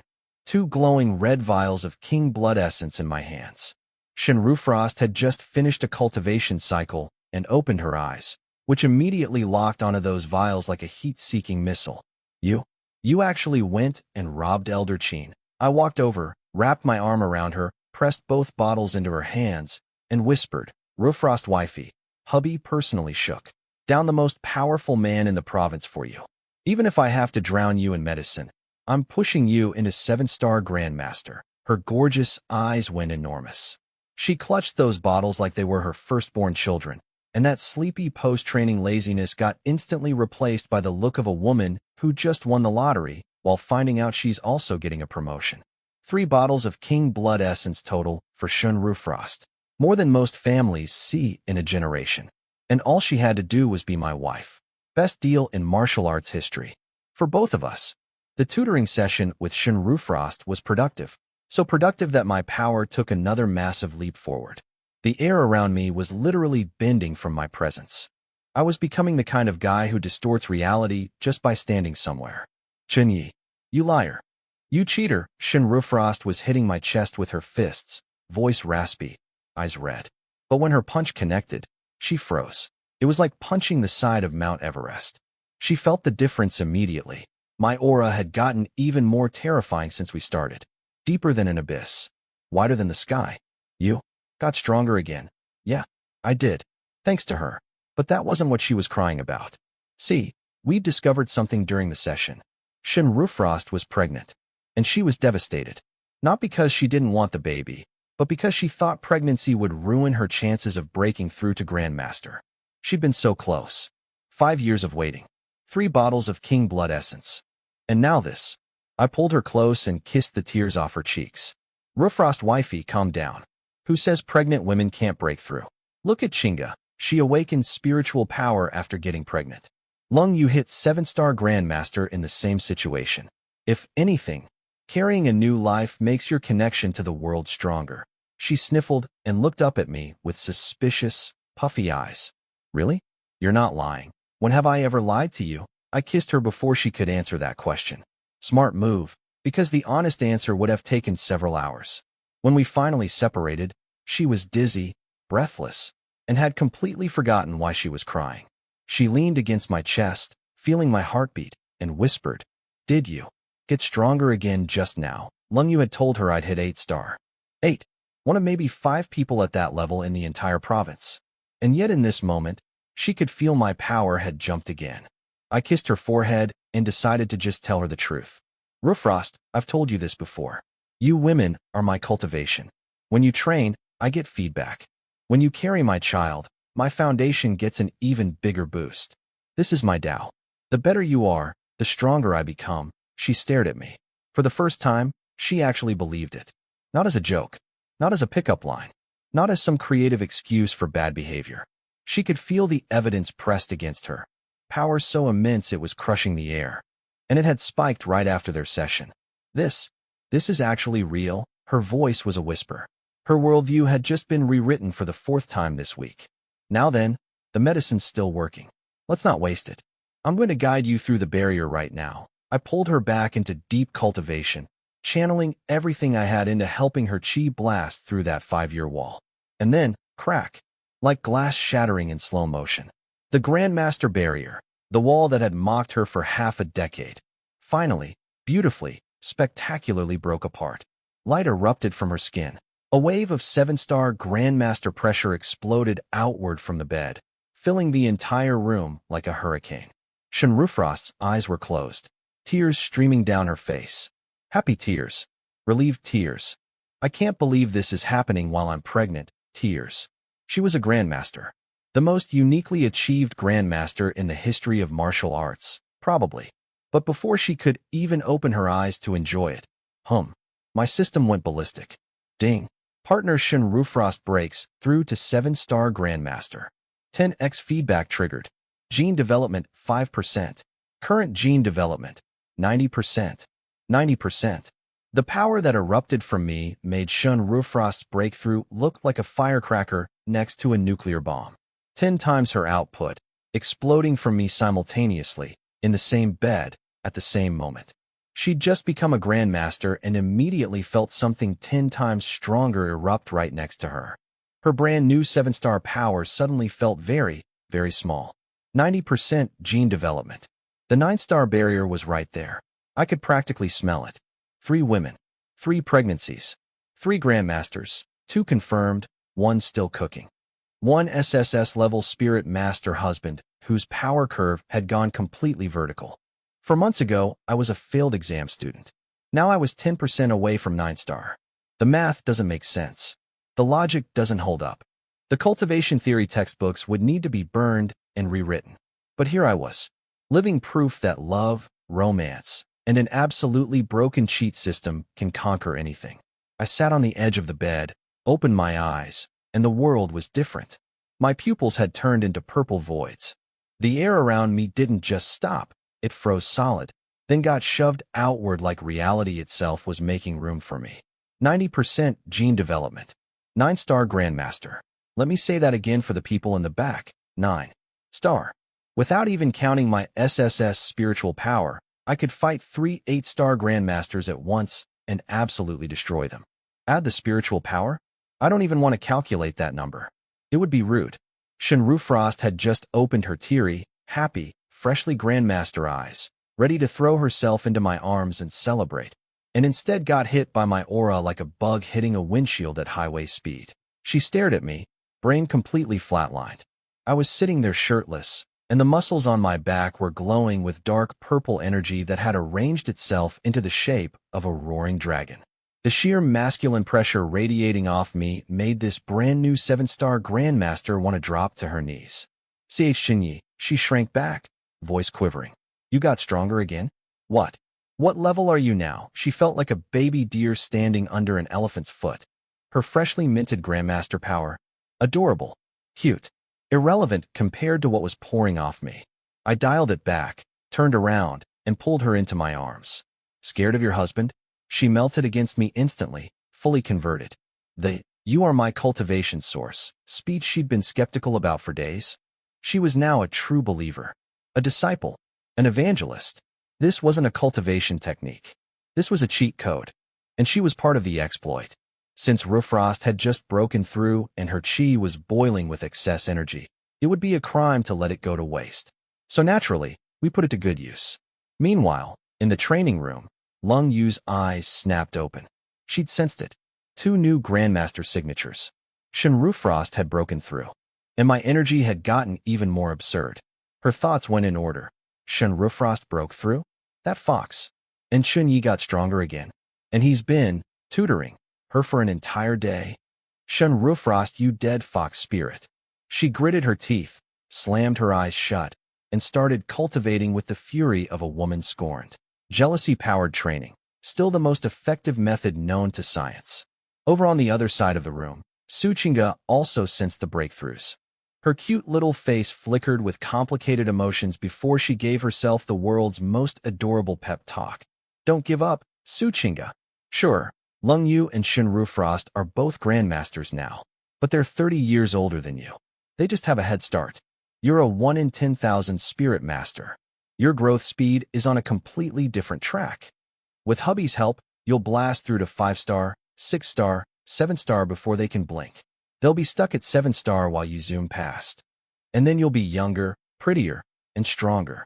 She bit her lip, chugged an entire bottle of premium nutrient solution, and dove back into cultivation with the determination of a woman on a mission.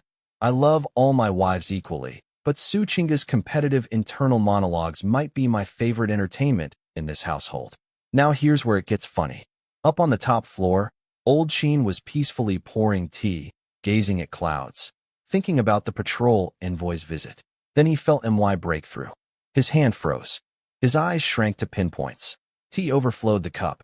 Boiling water cascaded over the edge, across the desk, and straight onto his pants. He didn't flinch, didn't blink, just stood there like a statue that had seen God. Several seconds of complete system failure passed. This aura, he threw the teapot, didn't bother wiping himself, and stared at the floor like he could see through 30 stories of reinforced concrete.